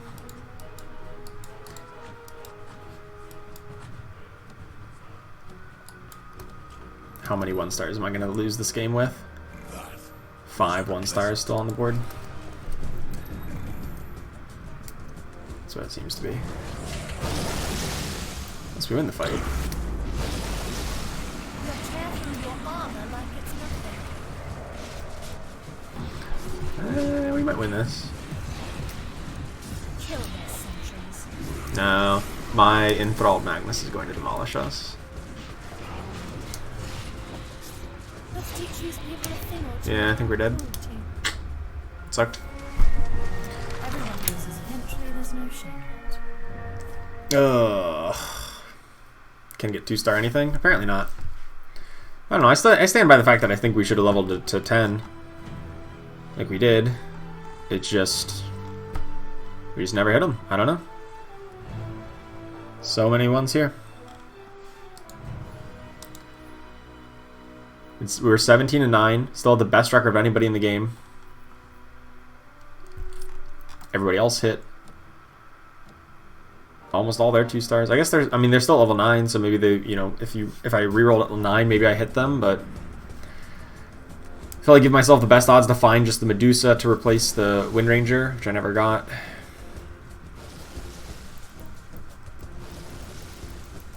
Yeah.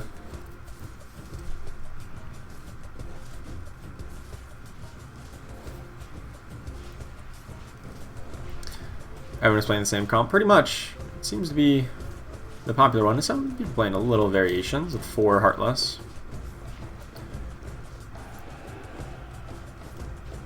But yeah, this does seem to be still the strongest kind of build.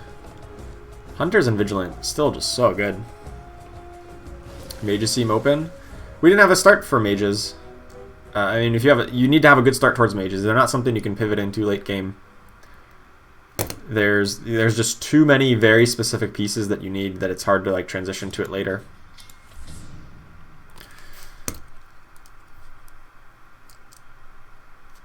Not getting any refresher orbs hurt a lot too.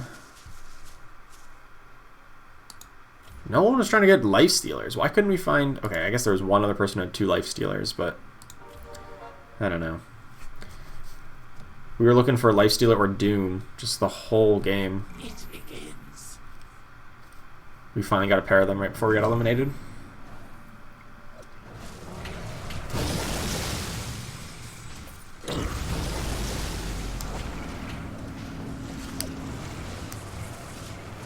Be careful.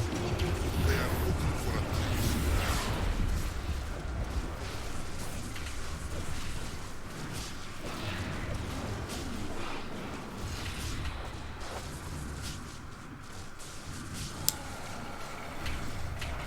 What goes well with Eidolons?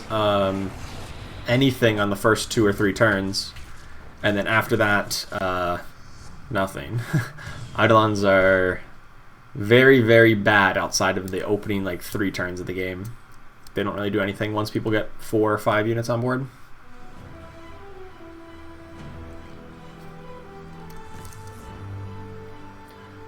They just don't have stats. Like, they have a very set amount of stats, which are like only kind of comparable to a 1-star hero, and even then weaker. And then it's like, does not matter in the late game.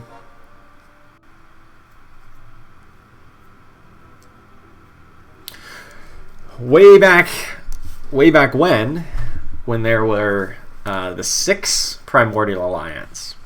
Then they were one of, if not the strongest meta composition, whenever there was 6 of them. And you could play 6 Primordials. But as it currently stands, that is not the case. And they are not very good. The Dark Faceless Void was a Primordial. He was pretty darn good. And Enigma was the ace of Primordials. And then the 3-star Eidolons were just like actively good.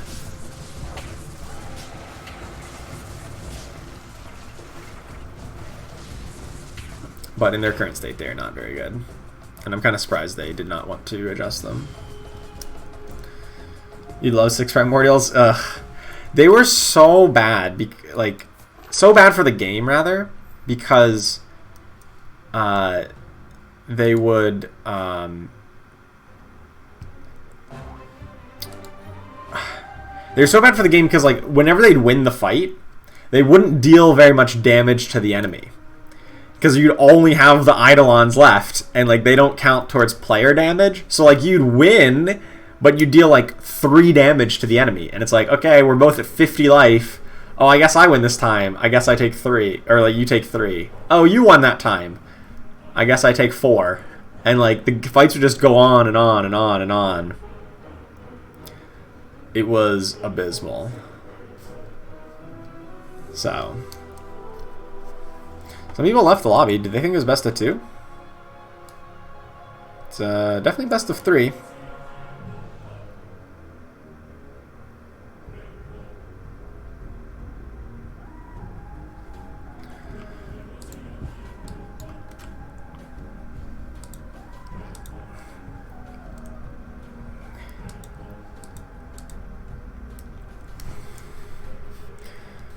4 Savage, 4 Druid Primordials was pretty strong. I don't know if it was the Primordials doing that. 4 Savages and 4 Druids could probably do it. I don't know if it was the Primordials' fault or responsibility for being that strong.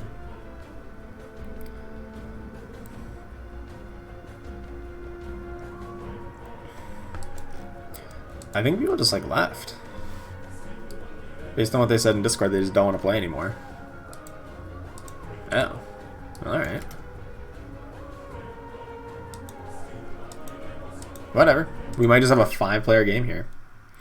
You need to keep going in the tournament. This is the finals. This is the finals. So this will be the last game one way or another. And then we get prizes based on it. So it's really weird that people would just quit out in the grand finals. Like,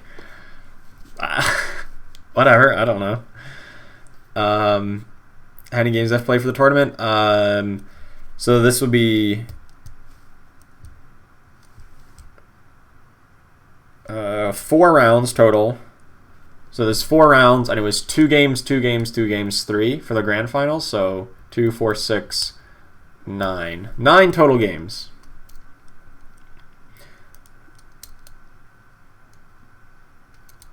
Probably came last twice, but there was a bot. There was a bot. One of the person who left was 7th place both games. So that's understandable, I guess. Still. Alright, we just gotta win this game, and then we'll be good. Once everybody readies up. Probably not gonna be able to get first. There's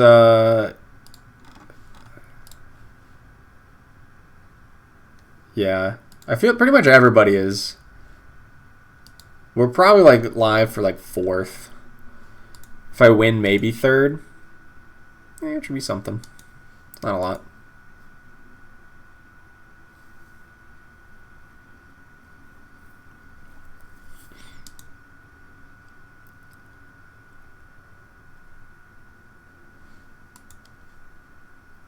But for a free tournament, I'm not that upset. I do really wish that 4 brute build had come together a bit better. I think it's so strong. It's just like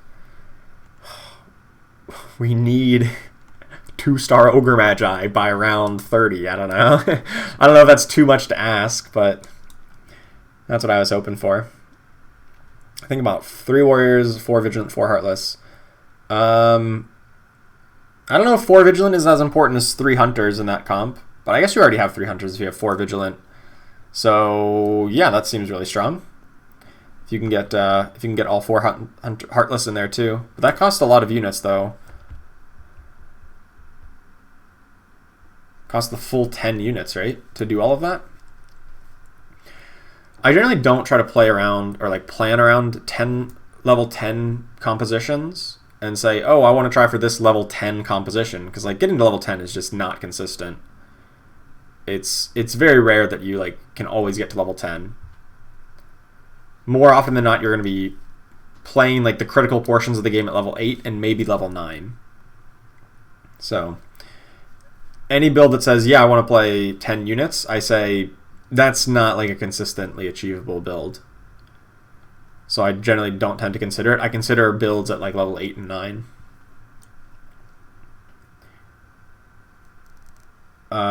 Seeing The Stranger on Netflix. I have my sister's Netflix account, so yeah, I don't really watch too much Netflix though, but I might give that a try if I get the time. But thanks for the recommendation.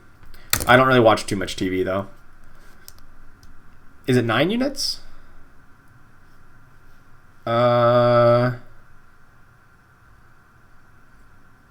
3 Warriors plus 4 Vigilant, that's 7 units, because there's no overlap between Warriors and Vigilant. And between Heartless, there's only 1 overlap with Warriors. That sounds like it's 10 units.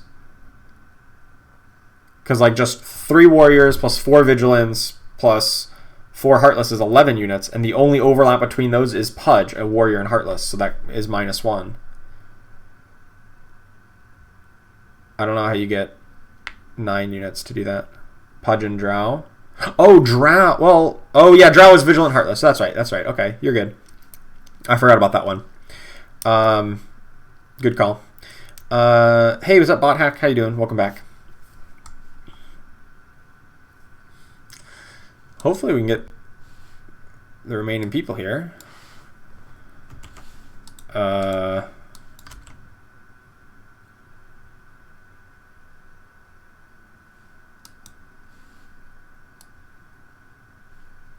I don't know. Oh, everyone seems to be ready. Alright, let's go.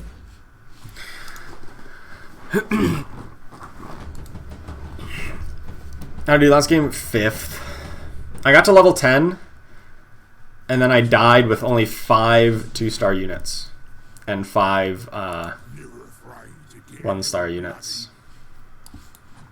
It's kind of embarrassing. Do I play Knights or do I play Tusk? I feel like I play Tusk. I knew a bristleback wouldn't show up. Did he just trash talk Bristleback? He's literally standing right next to him. I don't know. Yeah, I felt like last game was we kind of got like the short end of the stick. Like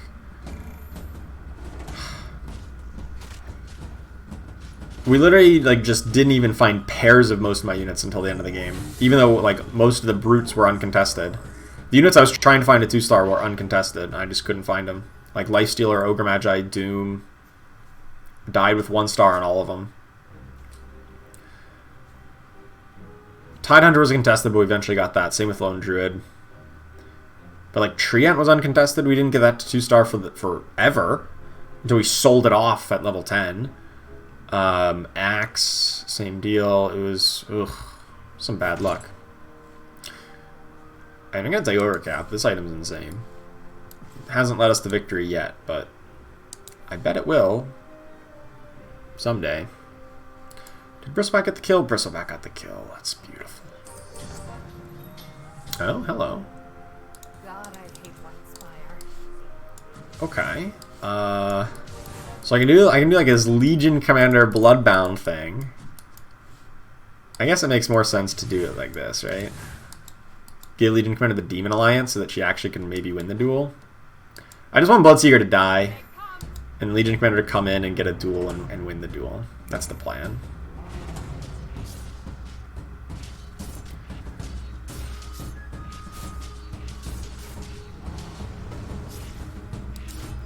Legion Commander, please duel. Yes! Yes! We got the duel win! Alright, I'm good. We won the game now, basically. We got a duel win. That's all that matters.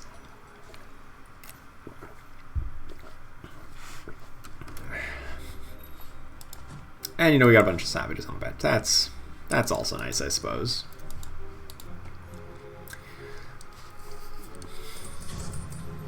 Oh? There's a Luna.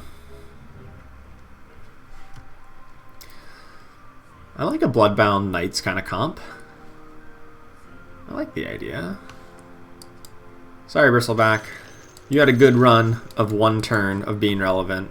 But we're going to go for Knights, Bloodbound, Legion Commander build. And it's important to get gold for that. Nice! My Bloodseeker won the opponent's duel! Nice!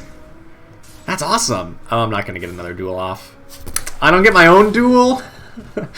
Dang it. Dang it.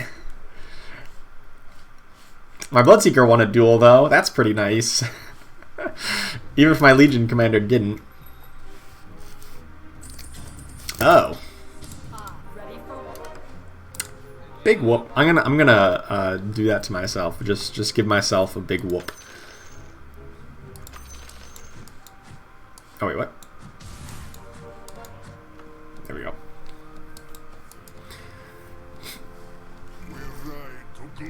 Deadeye Legion Commander loves long walks. Yes, but it's worth it. The hell? Well, my opponent had a Legion Commander and it cast duel, and then we won the duel. I don't know. Makes sense to me. I'm not going to duel again. My Chaos Knight keeps on Silencing the Legion Commander, and she doesn't get her mana up quickly enough. Okay, we gotta put her closer to the front. So Chaos Knight doesn't just steal all the kills. We need to cast Duel. This is actively detrimental to us right now. Cloak, easy.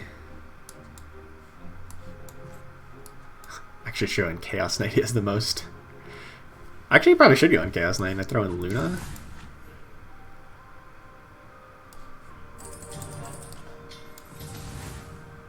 One, two, three, four. Yeah. Let's do that. We should win the round. Vladimir bot in second place. 99 life. I like it. The Vlad bot. I don't know if we're going to go up to 6 knights or just stay with a couple. Why is other people suddenly going for this strat? Everybody was all on the other stuff before. Now everyone's on Bloodbound. What the hell? I mean, there's literally only 5 human players. And, like, all of them are either on Bloodbound or Legion Commander. Oh. Okay. Did I win a duel? I don't know. Did I win the duel? I didn't even cast... Oh. It sucked. Huh.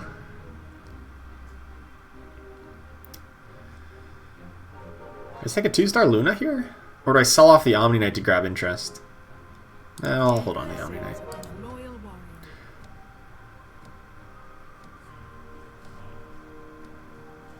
Just Legion Commander, please. Just remove Chaos Knight. That sounds so bad.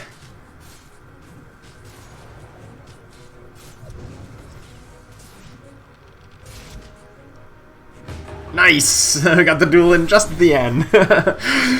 Almost missed it. Maybe I should remove Chaos Knight. Maybe I should just swap it for the Omni Knight. Like, I guess it gives me human, which probably lets her cast faster. Alright, we're doing it, we're doing it. Yeah, with Omni Knight for now. Literally just to farm up dual damage. Even though I think it's weaker overall. We're all about the farming dual damage right now. So it makes sense. And the mana gain, yeah. The mana gain helps her cast it a second or two quicker.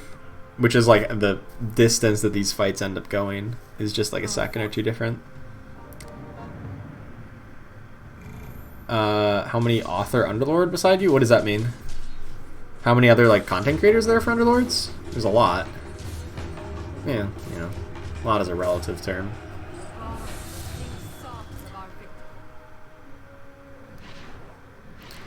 Alright, we got another duel win. That was very efficient. And Omni Knight got a duel win as well. So now my Omni Knight and my Bloodseeker both have dual damage.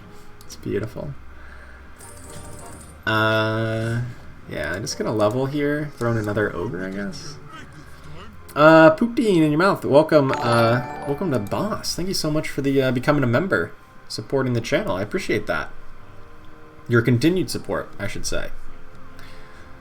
I believe you are already a member. But thank you so much for that.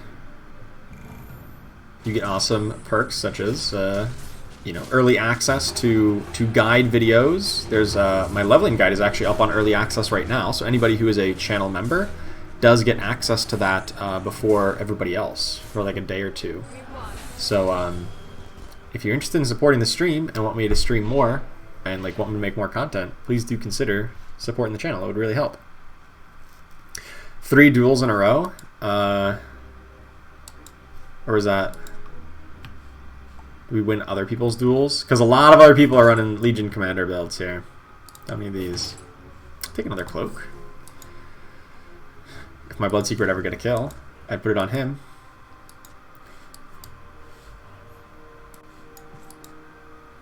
A quarter of a kill on Omni Knight. Wonderful.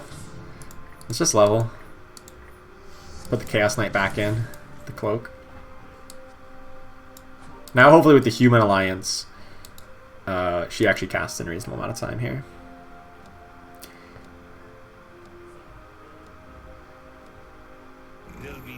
A nice win string to start things off. Yeah, because everyone else is like losing streak intentionally. Like intentionally lose streaking. Which is fine by me. But it's like kind of annoying that like they get all the rerolls and I don't. No, I lost the duel! But then I won a duel! And then I lost the fight! Because my opponent has a 2-star Bloodseeker, which is not fair. I want a 2-star Bloodseeker. I serve Night Silver, but the old cunning remains. So many legions. This is not the meta of last game. Last game was all about the hunters and whatnot. Alright, if we're playing Legion and Bloodseekers, a Nesix makes a lot of sense, but so does like just, I know, just Rabid Furball I know is just like so good. I serve Galanians and Stone.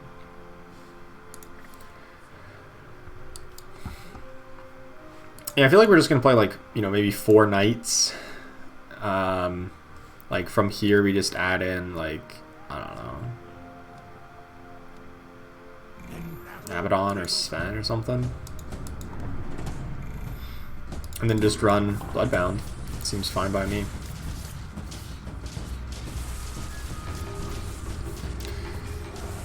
Legion Commander wins the duel easily.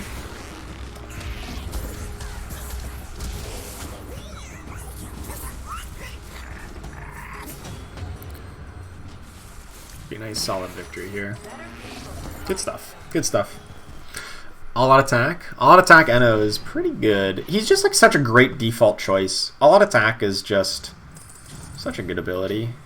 Like, you're never gonna, like, no composition is ever unhappy to have all out attack.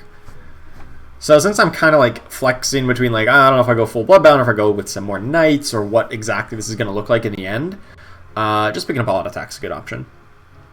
There's a WePlay tournament on Dota Underlords? Yeah.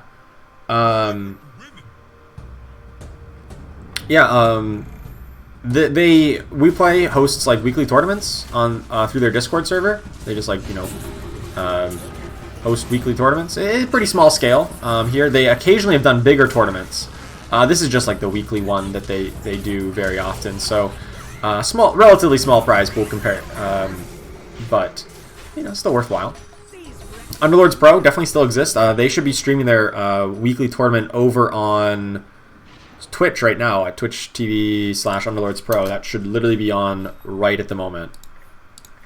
What do you think of the City Crawl, and have you completed any of it? Yes. City Crawl is great. I like the City Crawl a lot. I think it's good, like, accessible content for newer players in particular. Those who maybe have not played, you know, 1,000+ hours like I have.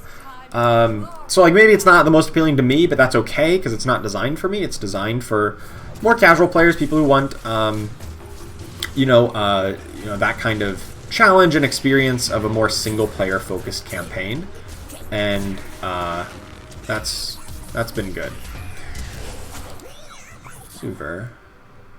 Wait, did I wait? How many duels was that? I feel like she cast duel more than once. Did my Legion Commander cast duel more than once there? I know this one did. I feel like I saw 3 duels go off. Or am I just going crazy? I might be just going crazy. I wouldn't put it past me. In any case. Yeah, the City Crawl is good. I really like the puzzles. But I'm kind of biased. But I really like the puzzles. I think they're great. Stonehall's might is Another Legion Commander. Alright, this is coming together. Also gonna pick up the Necrophos. There is a price for my help. Sure, Legion Deadeye is a good idea. Yeah, so it can be. It can also backfire. There's some situations where you don't want her walking around quite so much, and there's some situations where it's fine if she is. End of the day, she's just so incredibly powerful in a Bloodbound build, and so is Bloodseeker, that you just kind of have to put up with it, even if it's not perfect. Like, you don't want her to be doing this, but, like, it's okay that she does, because, like, she deals a ton of damage. Completed the Druid Savage Street Fight. I'm not positive. I completed a lot of Jawl, but not all of it. So I'm not positive. I can't say that for sure. Just gonna level. Put in another one. We're just gonna have all the Legion Commanders. If they die, they die. That's the whole point, is that they're supposed to die to feed the Bloodseeker and the real Legion Commander over here. Online tournament? Yeah, this is just an online weekly tournament hosted through like the challenge website, the duel or the, you know, that kind of thing. Sven is good. Yes, he is. But I wanted to wait until my interest locked in to buy him, so I grabbed 20 gold of interest. Unfortunately, I did lose. Oof. It's unfortunate. My opponent has a 2-star Bloodseeker. That's so much better than anything I got.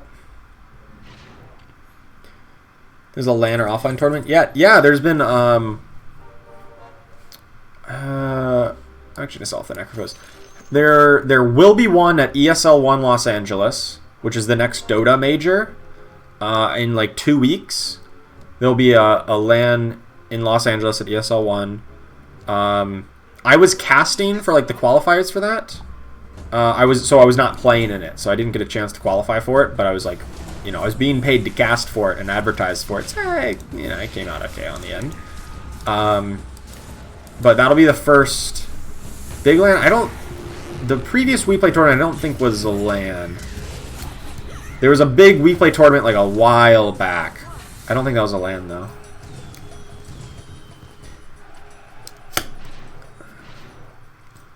Issues puzzle that they rotate? What do you mean by rotate? Certain combinations are really difficult, like the Terrorblade Wisp against Vigilant. Had to wait a day? What do you mean rotate?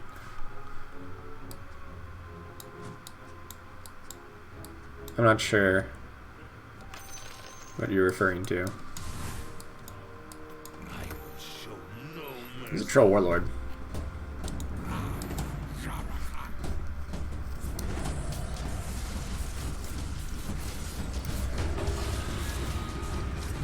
I feel like my big Legion Commander is not like actually cast a duel in quite a while.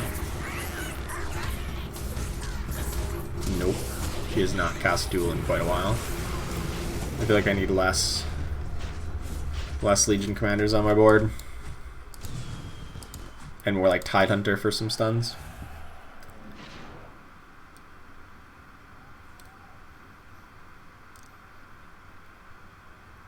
Puzzles give different hero loadouts on different days of the week. They shouldn't. That doesn't make any sense. Oh, I guess we're just gonna play Troll Warlord. Give him a butterfly.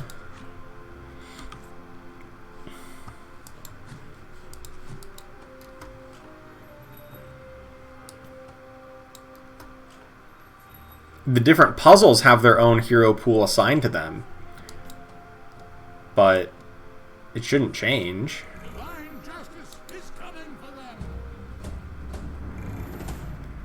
Like if you go to like there's 17 puzzles in the game, and each one has their own set of alliances that is available, but that set shouldn't change. The set, if you're playing puzzle number 1, it'll always have the same alliances in it.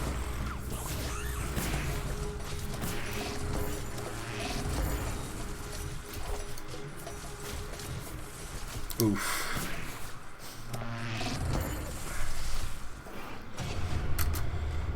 We're still doing pretty good. About to get a 3-star or a 2-star Troll Warlord. If we can find a Bat Rider now, maybe to replace this Omni Knight, that would be good. Okay. Okay, that was fun. That was fun. A 2-star Troll Warlord. And a Medusa just randomly.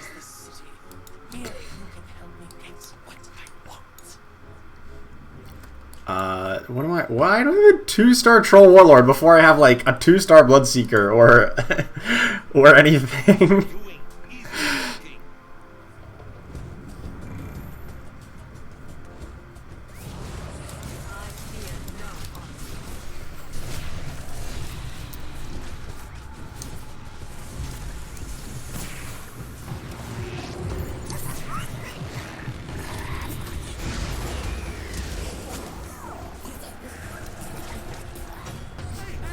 Alright, we eliminated Vladimir bot, because that was tough.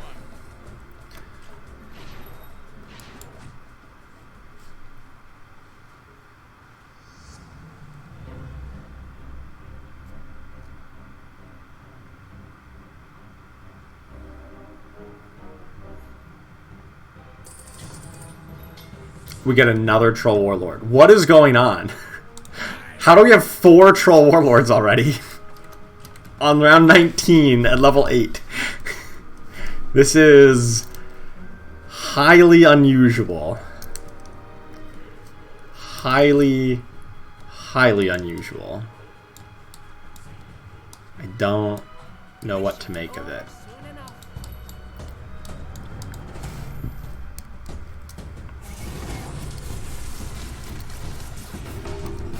Nice, my Legion Commander got a duel. And, oh no, their Legion Commander won a duel. Oh yeah.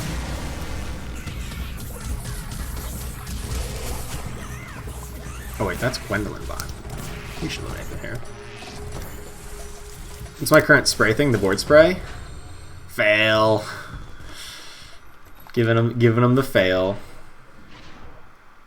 It's against a bot, so there's not much sense in taunting them here. I think I can do better if I reroll a little bit here.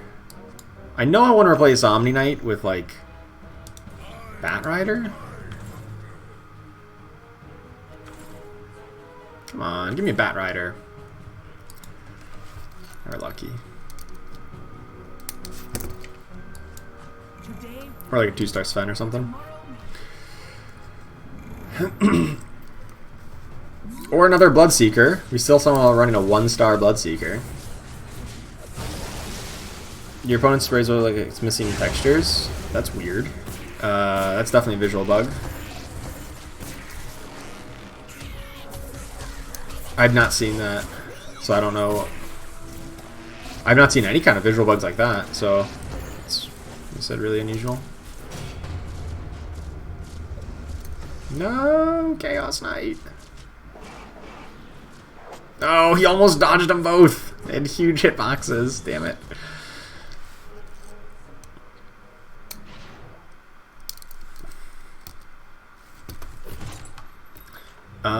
Yeah, I'll take a Moonshard. Moonshard on a Troll Warlord? Sign me up.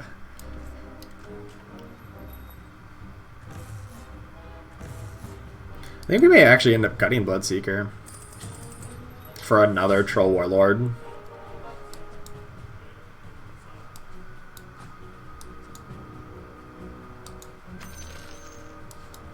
I can kind of see this. At the moment, I think I'll run him as just like as a sacrifice unit here.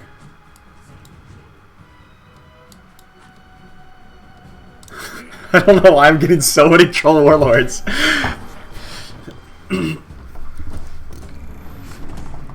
I've seen 5, and I'm still at level 8. This is far more ace units than I think I've ever seen at level 8 in my life.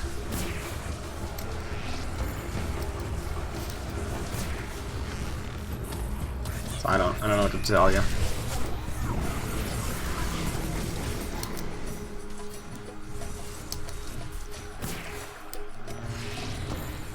I really need this Tidehunter online.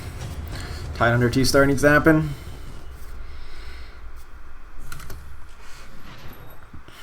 Can reroll a little bit more here at this level, but I do need to level up to 9 in 2 turns. Move on to Bloodbound. Well, I mean, we're gonna, yeah, we probably are here once we get something else to 2-star. That's not really what I meant. Here's the Bat Rider. Yeah, let's do this. Just swap for the, okay, I think this is stronger now. Now we can just throw in like another, hopefully another Troll Warlord. That's my plan, is another 2-star Troll Warlord here in a second.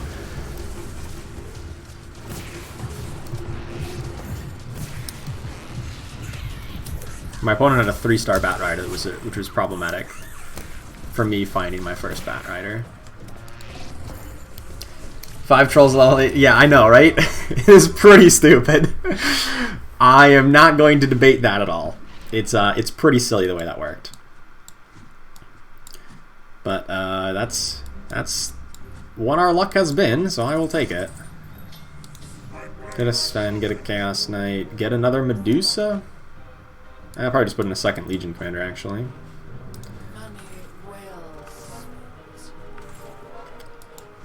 Not quite there yet.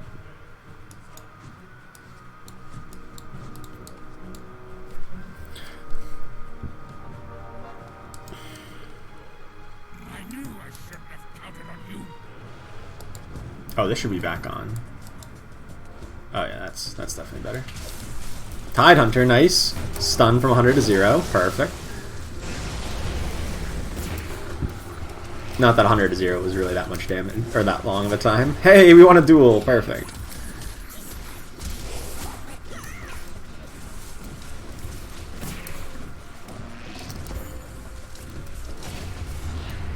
Troll Warlord's still going strong. I think we eliminate him here.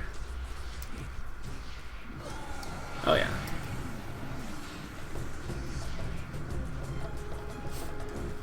Nice. Alright, top 3 at least. 1 away from Medusa, Tide, Troll Warlord. 2 away from some other things. There's Tide.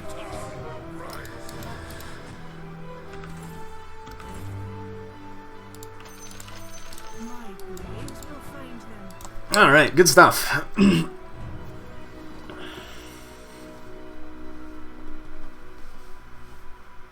Good stuff here. Hopefully we can get the upgrade to a 2-star Troll Warlord sooner rather than later. I mean, there's not that many left in the pool, to be fair. So it's a little hard to say that. Everyone's got a big Chaos Knight there. But we got a Troll Warlord on it, so we take it down pretty darn quick.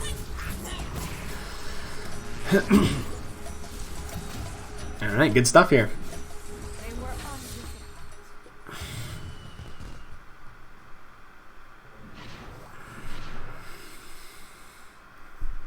The 3-star Troll Warlord? Well, we'll try to. No promises on that front. Put this on Sven. Actually, that's insane on Sven. Ooh, a Cadence Blade? Uh-oh, that's problematic.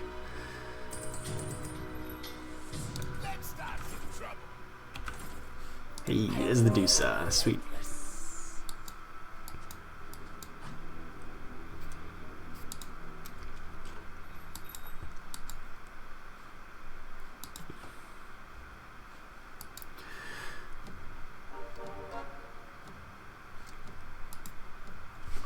They will wish for death. Really need to get like a 1st place in this game to make up for my 5th place finish last game. Is this the Cadence Blade opponent? My opponent has a Cadence Blade Dusa 2. I mean, I have a Dusa 2, but it's no Cadence Blade.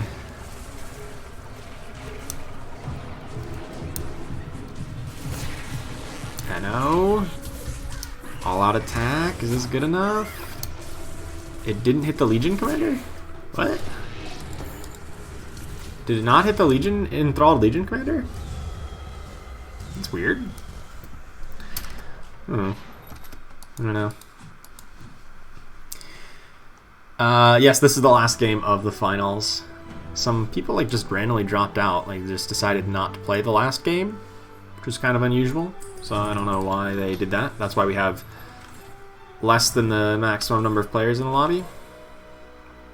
Come on, nothing there, huh?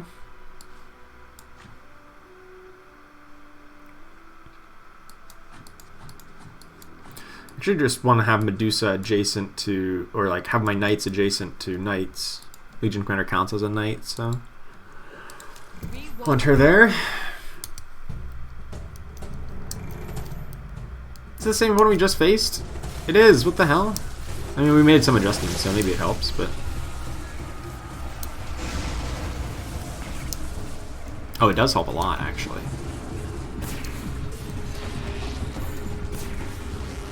Oh wait, no, it doesn't, because we don't all-out attack until way too late. Jeez. What was the deal with that all-out attack coming so late into the fight?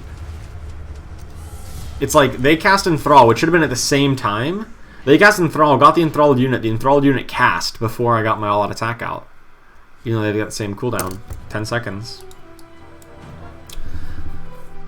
And I think I made my position being worse against them, actually.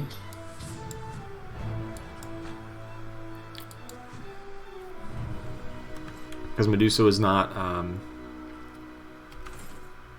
centrally located enough against them. There's another Luna. I mean, I need to survive, but...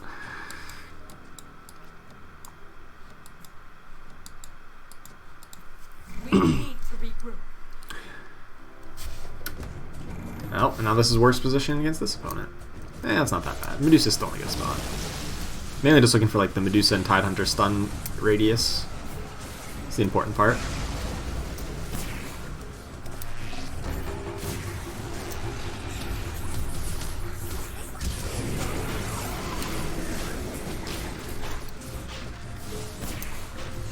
Nope.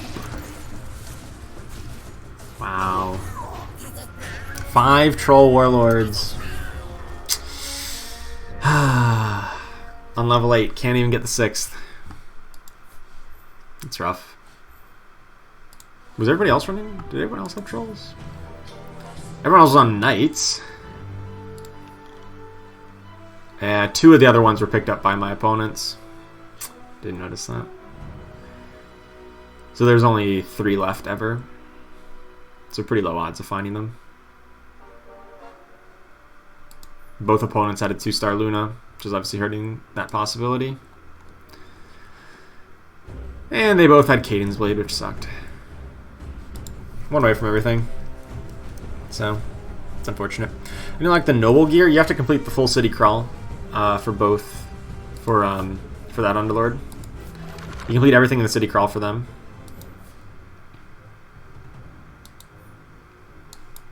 I should have had a challenge there.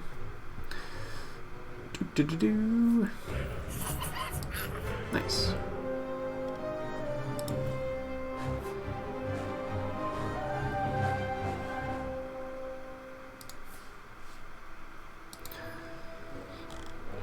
Yeah, I don't know what you were saying about puzzles having rotating alliances. All of the puzzles have the same alliances they've always had.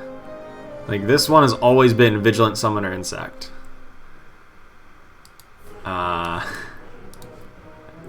This one has always been Bloodbound Hunter Troll. If you've ever seen anything different than that, that definitely was not correct. Hey, what's up, Viashino Wizard? How you doing? The other one you were talking about was the Terrorblade one. Where was that at for me? Here? Yeah, this one has always been Vigilant Insect Assassin. That's what it has just always been. That never rotates. That never changes. I've not completed the city crawl for anything yet. I'm still missing... I can knock out the street fights pretty reasonably, but still missing some objectives. What is my last one for Enno? That's probably the one that I'm going to be closest to completing. Is this it? Oh, I need to apply brute debuffs? That means I need to play brutes with Enno. I had the brutes the previous game, but I was playing a Nesix because I had the bad version of Enno. So that was rough. So I don't know what place I got in finality here in this weekly tournament. It's either 3rd or 4th. I guess in theory it could be 5th. No, I probably got 3rd or 4th. Probably 4th overall out of 64 players. I'll have to wait till they tally up the scores. Not too terribly bad. Out of 64 players. Was hoping for 1st, but of course just the luck was not quite on my side in the finals here.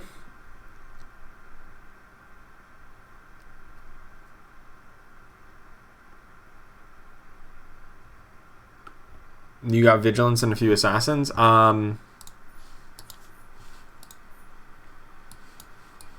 How?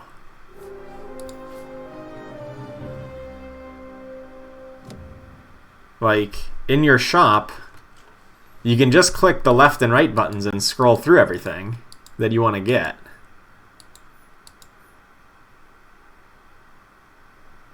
Did you not notice there's the scrolls? Is that the difference? Heartless Brute with NO wouldn't be that bad. Probably wouldn't be. I just didn't even notice I had that. I was playing 4 Brutes, but I was playing a Nesix as my Underlord, and it was not great. Your mind is blown. Yeah, I will say the UI for the puzzles. You're not the first person I've heard be confused like about that, or about the fact that in order to level them up, you have to click down here, like to get higher star levels. So, yeah. It's a little unintuitive. Completed all of the puzzles not knowing that. Well, I guess that's just been to say that you can complete it with just one set of units. That's impressive in its own right that you had the limited resources and you still got it. So good job. But yes, there's a full wide world of other alliances for you to have access to at all times, and to go for the high score. Or a high score, or rather low score. Whole goal is to get as low as you possibly can in terms of net worth, duration, unit count, etc. Poutine, thank you so much for the donation. I tried for the 3-star Troll Warlord. It didn't happen. We got 5 of them, and of course opponents sucking up the extras prevented us from getting any further. So it's impressively clever and surprisingly dumb at the same time. Yes. Yes, it is. Sure is.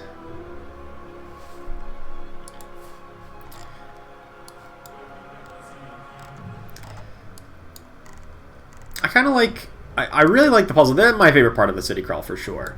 The way...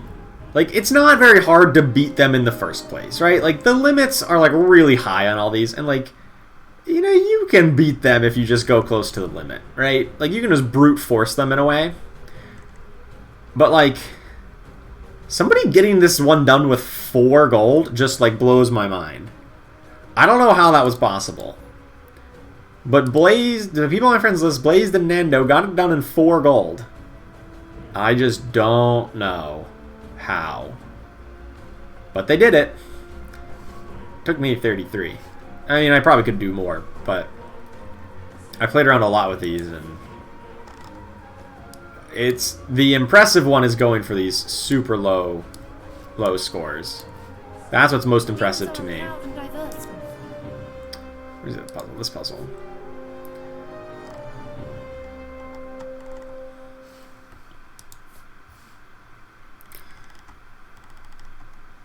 Yeah, definitely blame the UI. The puzzle UI is not that greatest. I didn't make the UI, so can't blame me for that one. All right, well, thanks for stopping by, Raw Cauliflower. I'll see you next time. All right, I probably my plan was just to stream the tournament, but I kind of want to get a game in. Let's get a regular ranked game in and see what I can do with it. And then I got some other work I gotta get to today, so we'll get to that. But so probably gonna be a little shorter stream than normal, just those 3 games plus a ranked one here.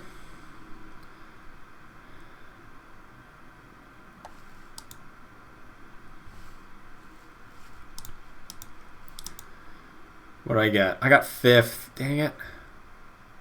Really? 5th? I got what? 3rd, 4th, 5th? In my games? And I got 5th overall? What? Really?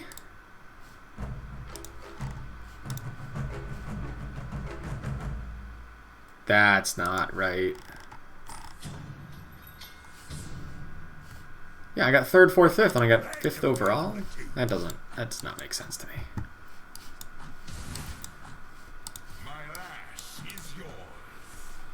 have to double check that. Because who finished ahead of me? Showtime? What was Showtime's results? Showtime got 5th, 2nd, 5th. No, that can't be right then. Yeah, I should have beat that. 5th, 2nd, 5th? Should have to be 4th then. 18. Oh, also 18.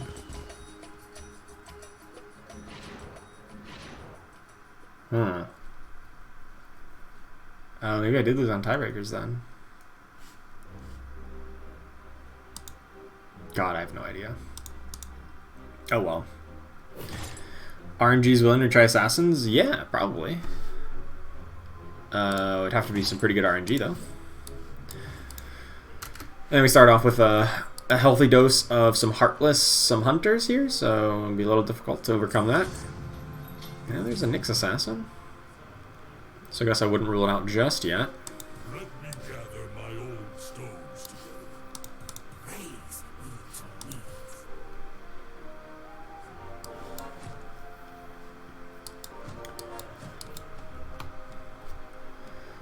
I've seen some people do well with 6 Assassins.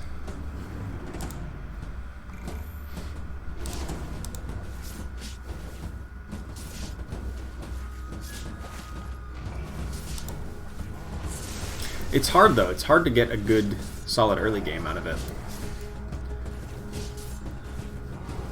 Majority got one shot by that Shadow Demon. I guess that's to be expected.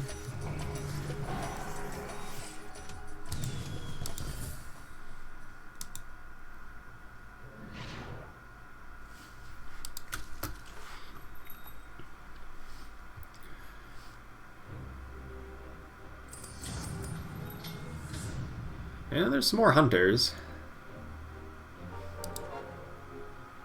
And an Assassin. But I think I just want to sell for interest here. I think that makes more sense. Maybe I could have kept the Nyx Assassin. I'm coming for you. Say the lack of a third assassin with low tier 3. Yes, that is definitely their biggest problem. Absolutely. Because like really, I mean, they do get a slight change where they don't have the ace effect anymore, right? So they used to have the ace effect, which was pretty valuable rather. So that's not a thing anymore. So that's a big loss, but that's not what killed him. Like, what killed him was the lack of bounty hunter. And we're starting to find him. We're also starting to find some other options. Tinies and Pudges and whatnot. To the point where I think it's just best to invest in that kind of strategy. This is our I'll do my best. Good choice. There we go. Hunter's Heartless seems like a good popular meta pick. We're not really on a win streak at this moment, so not really time to level up, I don't think. These guys here on the right, even this Tiny, I'm not thrilled about. But yeah, I think if you want to play Assassins, you really need to like get a 2-star Nyx Assassin and like a Weaver early to get the Insect bonus, and then just start winning from there. Like, that needs to be your initial core. Nyx Assassin and a Weaver, and then get a Queen of Pain 2-star, and then just get that, you know, that's how you would start an Assassin build. But other than that, it seems so rough.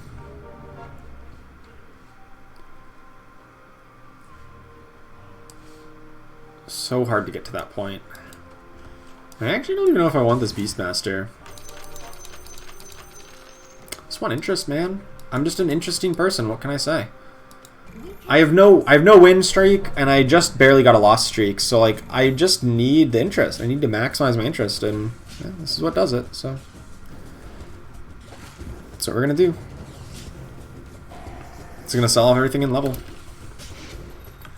Use our free reroll after interest is locked in. Pick up the Weaver. Pick up an Abaddon? You know, maybe a heavier Heartless composition?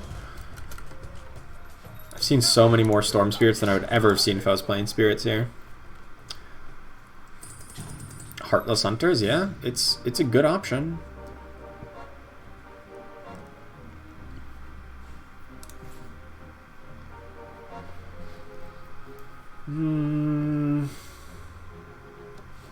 Fate is my plaything. I'm coming. Well, I'm kind of glad we're at least keeping a losing streak here then.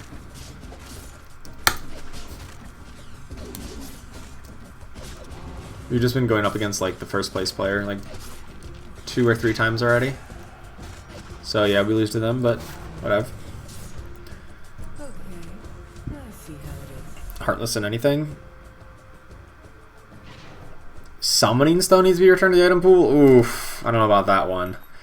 That one is a Summoning Stone was way too like make or break, feast or famine, just like such a must have. Which, like, to be honest, like Refresher Orb kind of is now for like Lone Druids and stuff.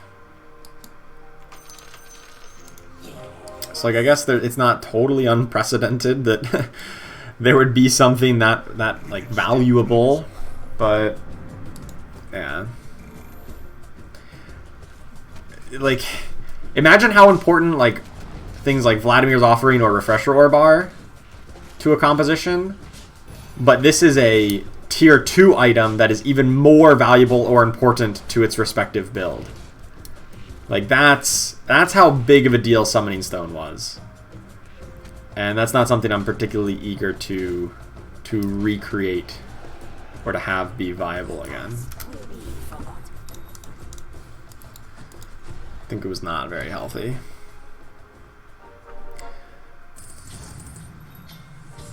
We can get Heartless though. And we're gonna get the insects first. Maybe we could have grabbed that Enigma, even try to grab Void, but probably just want more Heartless than Void.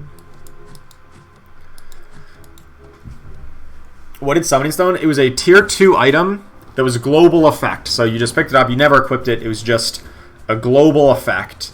And it said all of your summoned units have plus 150 health and plus either 35 or 45 attack speed.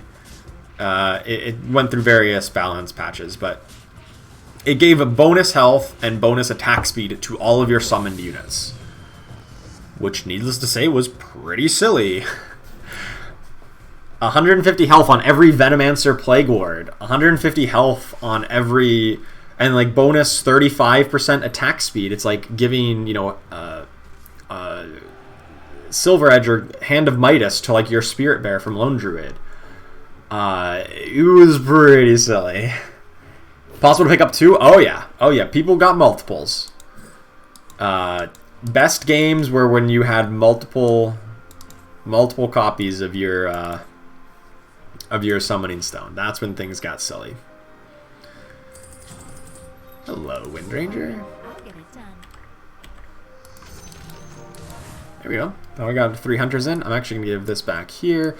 This over to the Drow. Perfect.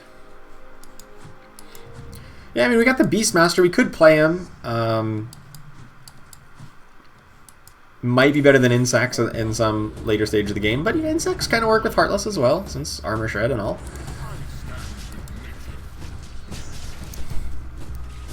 Insects with Summoning Stone? Well, that was, yes, they were removed at the time Insects were introduced. Well, before then, but I'm sure they would make some sort of an exception for Insects. Because, like, Insects don't stack the Savage bonus, so, like, they're not the same thing. But, yeah, it's pretty silly. Oh, I missed you, Mario. What do you think about Broodmother? Meh. You know, it's weird, because she has good stats. Like, you know, her damage output, her health is, like, good. Her attack speed's fine. Just her alliances kind of stink. Ooh, an Essex. I a Nesix or Jull in this kind of build. Aggressive tank Jull. A Nesix gives bonus attack damage to everybody, and well, we're all about attacking, so. The problem with Broodmother is just she has bad alliances. Like, Warlock and Insects are just not very appealing a lot of the time, so you rarely actually want to play her, and her spawn Spiderlings is just okay.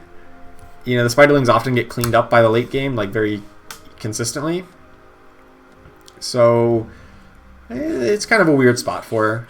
If you are playing Insects or Warlock, she's a good choice. It's just that you're not very often actually doing that.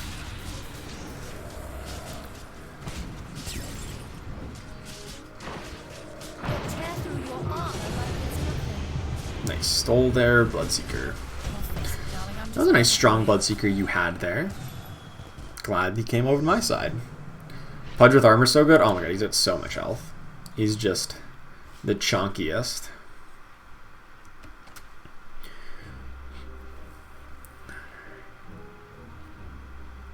Hopefully I can hit 2-star on something here to level up and put in.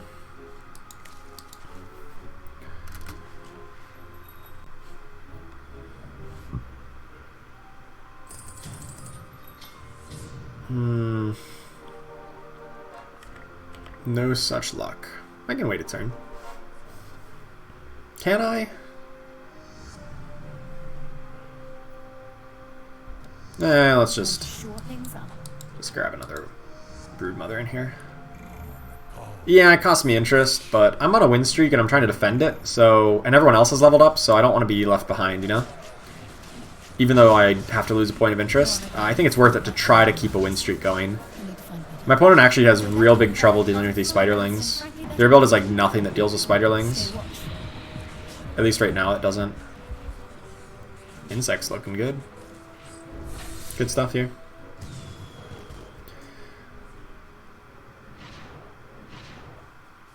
Be nice with Heartless added on. Be nice to get a Heartless Insect. Yes, that would be a great combo there. Hey, what's up, Paxa? You got you tried to get Perfectionist yesterday. On last round before winning, the Bloodseeker got mind controlled and he soloed. Oh no! No, the Enthrall. Enthrall is so brutal when you're winning, because like then your power gets turned against you. Alright, thanks for stopping by, Vishino Wizard. I'll see you around. Insects do more damage. Yeah, so insects are like do melee auto attacks, just as if they were a little melee hero. So anything that would amplify that kind of damage, such as armor shred, will increase their damage dealt. Yeah. Is ready to go 6 Heartless, or is 4 enough? Well, 6 is a really big power spike. It's a lot more increased armor than from 2 to 4. So I kind of think that 6 is reasonable, but you end up having to have like some like weird alliances. Like you don't really like. You're not super efficient in terms of what alliances you're completing at that point. So it's kind of odd to try to go up to 6. Not that it's impossible, but it is kind of weird. For sure. Kind of awkward to get that happening, you know? Hey, what's up, 18K? Hi, you're new here. Well, hi, I'm Tin Man. Nice to meet you new here. Alright, let's level up. Get to 24 of 25 so that when next level goes, we'll hit next, you know, level 7. And then we get 2 more Heartless. Now we get up to 4 Heartless. So now our damage output goes through the roof. Ooh, and you can even pick up a Blade Mail if I wanted to for the Pudge. I mean, Skullbasher is really good with Hunters, but like, I want to put Blade Mail on Pudge. I'm not sure that this is necessarily better. But it's something that I want to do, and so I'm going to do it. I want to put Blade Mail on Pudge.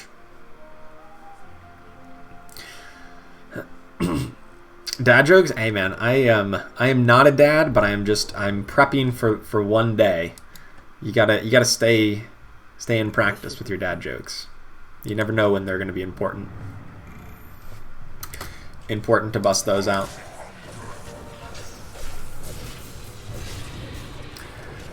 Yeah, it'd be really nice if my Broodmother was a Heartless here. Make it a lot easier to get up to 6 Heartless. This build's so good. I think eventually we cut Insects, right? Once we get like a Mirana. We cut those two for a Marana, and then that actually frees up a spot for another insect. And maybe we don't play Beastmaster. That's probably alright. We don't play Beastmaster in the late game. Because he hasn't really got online, and we're not really going to play any more Brawnies, so... Yeah, maybe the 6 Heartless, why not? Sounds strong.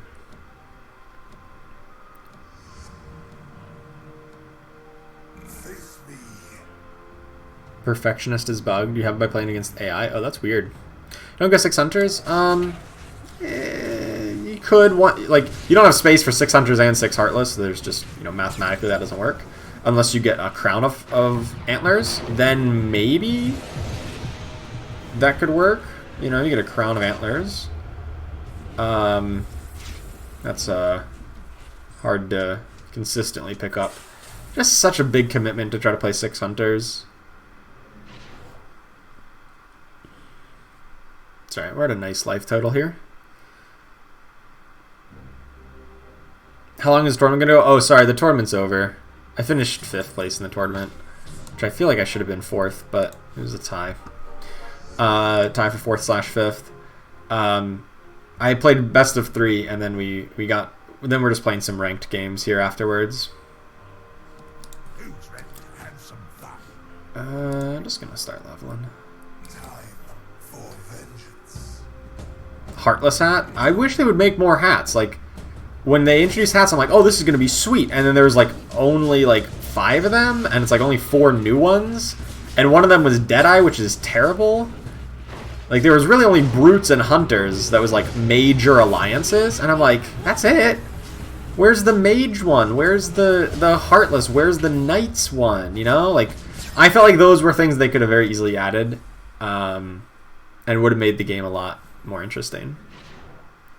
Hell, I would kind of be on board. Like, I know it would be a crazy change, but I would kind of be on board if they said, like, every tier 3 item is now a hat. Like, they just the current things that are in tier 3, like, they either remove them or move them to a different tier. And they just say, tier 3 items is now the hat tier. And everybody is going to get a tier 3 item, and everyone is it's going to be a hat every time. So, like, you have to play with at least one of them every game. And it's like, then almost every alliance could be represented. You know, I mean, there's not that many ones, but, like, a lot of them could be represented. Which I think would be good. Nice, we killed their Nesix before it got online. But we're not going to kill the... Oh, no, we do kill the Enthralled. Sweet.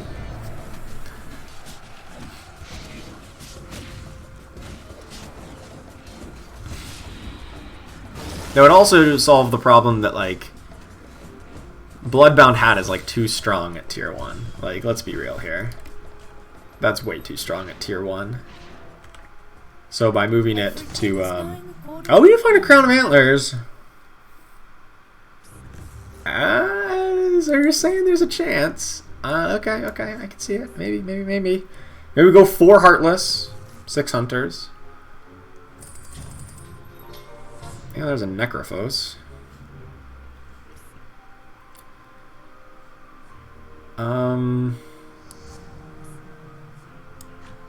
Actually, hold on. I want to go 6 Heartless right now. I just want to go 6 Heartless for right now. And then see where that leaves me. Right? I lose insects, I guess. Maybe that's not the best exchange, but, like... I guess... Oh, I could lose Weaver instead. Oh, no, that's an insect. Duh. I have to lose Wind Ranger or the Vigilant. But those are my good hunters. Those are my good hunters, though. Wait, what? Who did I enthrall? Did I not enthrall anybody?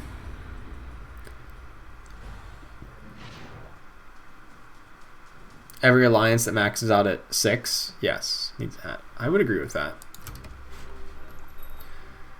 I could definitely see that.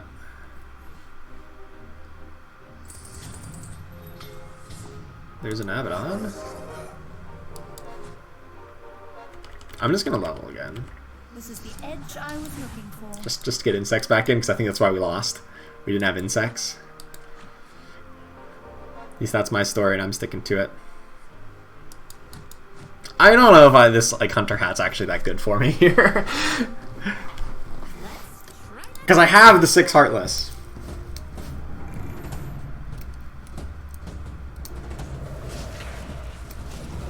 Lifestealer just walks forward and does nothing. Alright, this is kind of working. Kind of wish we had like Daedalus. Or not Daedalus. Desolator. I would start with a D. Desolator, just so we could like stack the -16 Heartless, the -5 from Desolator, the -10 from Enthrall, and then just like have the most minus you've ever seen on a single unit. I think that would be so cool. Yeah, Insect's doing okay. Lifestealer, just being an absolute idiot, walking forward and instantly dying. Got like 1 auto attack off.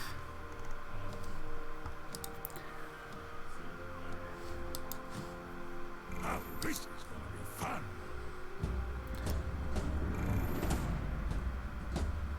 What does negative armor even mean? What does positive armor mean? Well, positive armor reduces the physical damage that you do, or that you receive. So negative armor increases the physical damage that you receive. If you have negative armor, you take further increased physical damage. So if your attack would normally deal 100 damage and you've got -16 no armor, it's going to deal like 150 damage. Maybe not quite that much, but...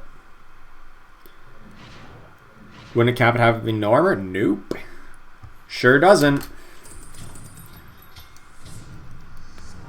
The more negative you get, the more damage they take.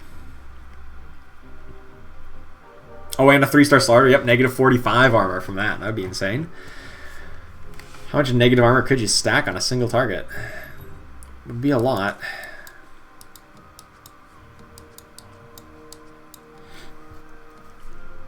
Kill them all. I'm kind of wondering if I still want insects forever. Your hunt ends Some of these here. opponents, insects is not doing too shabby. You will be hunted like the prey you are. It's really hard to like tell like how good the insects are really doing for us, you know? Like their damage output is like reasonable, but it's more about like the mischance maybe. I guess if I ever want to like get in 6 hunters, I would have to level up, cut a broodmother, add 2 hunters to get to 6 hunters. Would that be better? I definitely don't want Caden's Blade because like my attacks already deal more than that, so definitely want to pick up the Moon Shard here. It's actually insane on Lifestealer. Well, assuming he doesn't just keel over and die because he's a 1-star.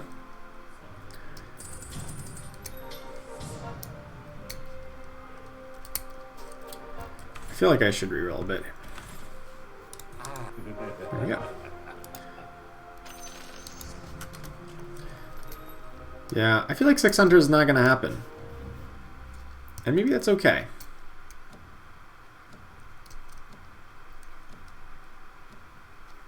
They aren't ready. If we can just like get a Marana in here, maybe we do keep insects. Marana or Medusa, or both. Probably more than Beastmaster. They've got a 3-star Bloodseeker, who already has -16 armor, who now has -26, and then we get to steal it if we enthralled it properly. Nope, we don't kill it before the enthrall window ends. So we don't kill it. Are you kidding me? It was this close. Wow. Does Desolator stack? No. If you have multiple Desolators, they do not apply both to the same target. But if you have Desolators applying to different targets, that's fine, yeah. So like having multiple Desolators is not the worst thing. Sand King, hello. That's actually pretty good. Better than the Broodmother, I think.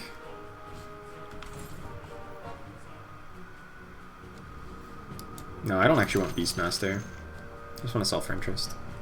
We won't be easy prey this time. Sand King given a stun. Not bad, not bad.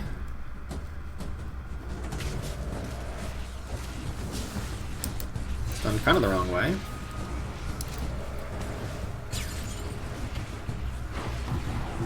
Stole their Nyx assassin? I don't know if that's that helpful, because he didn't jump.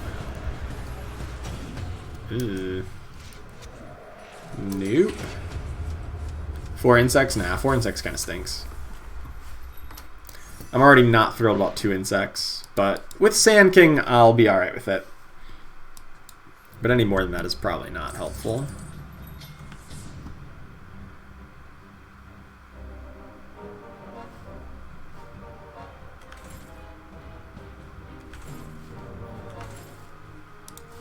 Just need to reroll for... Seen so many Necrophos and Tide Hunters and... Okay, there's a Medusa?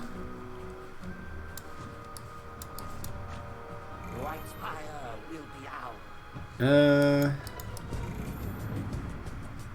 actually know the Medusa's better than a Wind Ranger here. It's pretty good, I suppose. He's top DPS, but so is Wind Ranger always.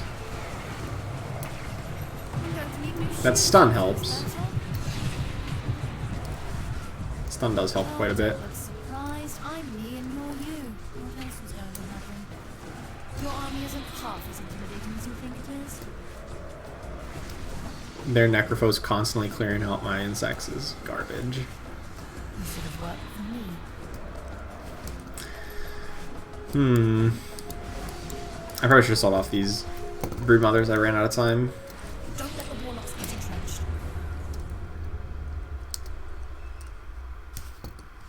Despite the Necrophos, my insects still did pretty good here.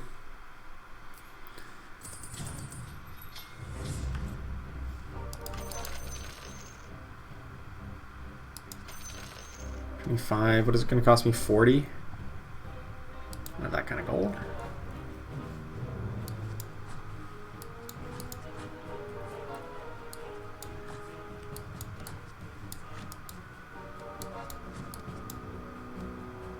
It's time to plot our revenge.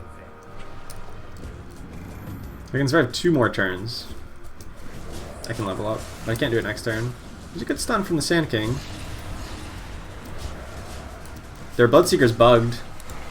Bloodseeker's just running in place. That's kind of nice. That's how we're going to win. Their Bloodseeker doesn't come out till the very end. I mean, we still might lose. Their Bloodseeker's like literally stunned for the first 10 seconds of the fight. And we're still going to lose because Bloodseeker's OP.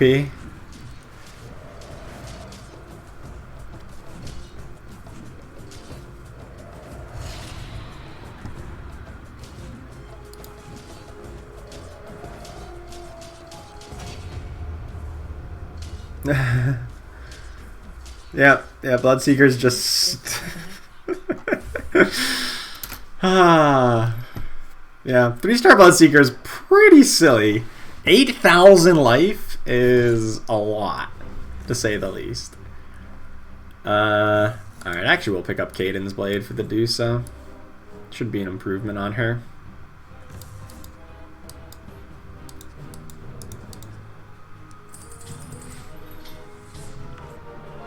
Alright, as long as I don't get eliminated here, we can at least get the Wind Ranger back in. And then at that point, we're kind of looking for... kind of looking for another hunter to replace Sand King, honestly, for 6 hunters.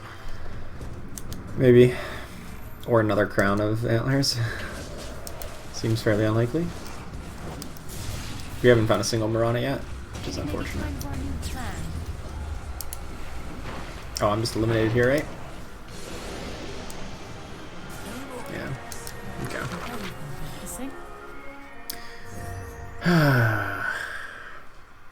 Yeah, that game was kind of... Well, that last fight was kind of garbage. We, like...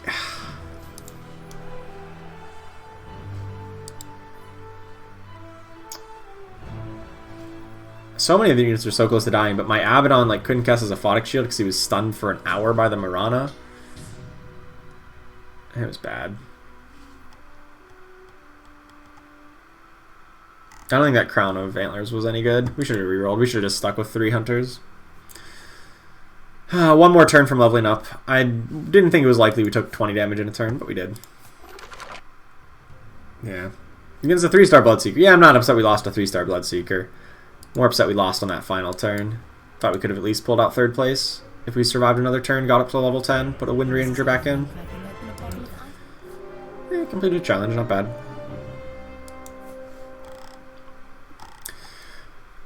But yeah.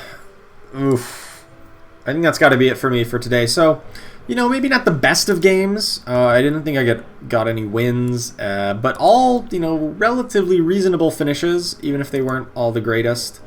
So, you know, whatever. I think the meta definitely is a lot about Bloodseekers, still really strong. A lot about Hunters, Mirana in particular. Very, very powerful. Heartless can work to an extent. Not sure if 6 Heartless is the right way, or if it's like better to go 4 plus Hunters. But more experimentation is necessary. I think Heartless has some potential. Didn't see too much Spirit Mages today, but I've had some success with Mages, so they're you know, potentially quite strong. But yeah, so it's some good stuff. Thank you all so much for the new / returning members, all the super chats and the donations and all that fun stuff. I really do appreciate it. It really helps me out to keep making content like this. Makes it worth my while. I'm so glad that all you guys are enjoying it and finding usefulness in it. Helps me out a lot and helps you a lot. So thanks for that. I will see you all next time. Have a very nice night, and see you around.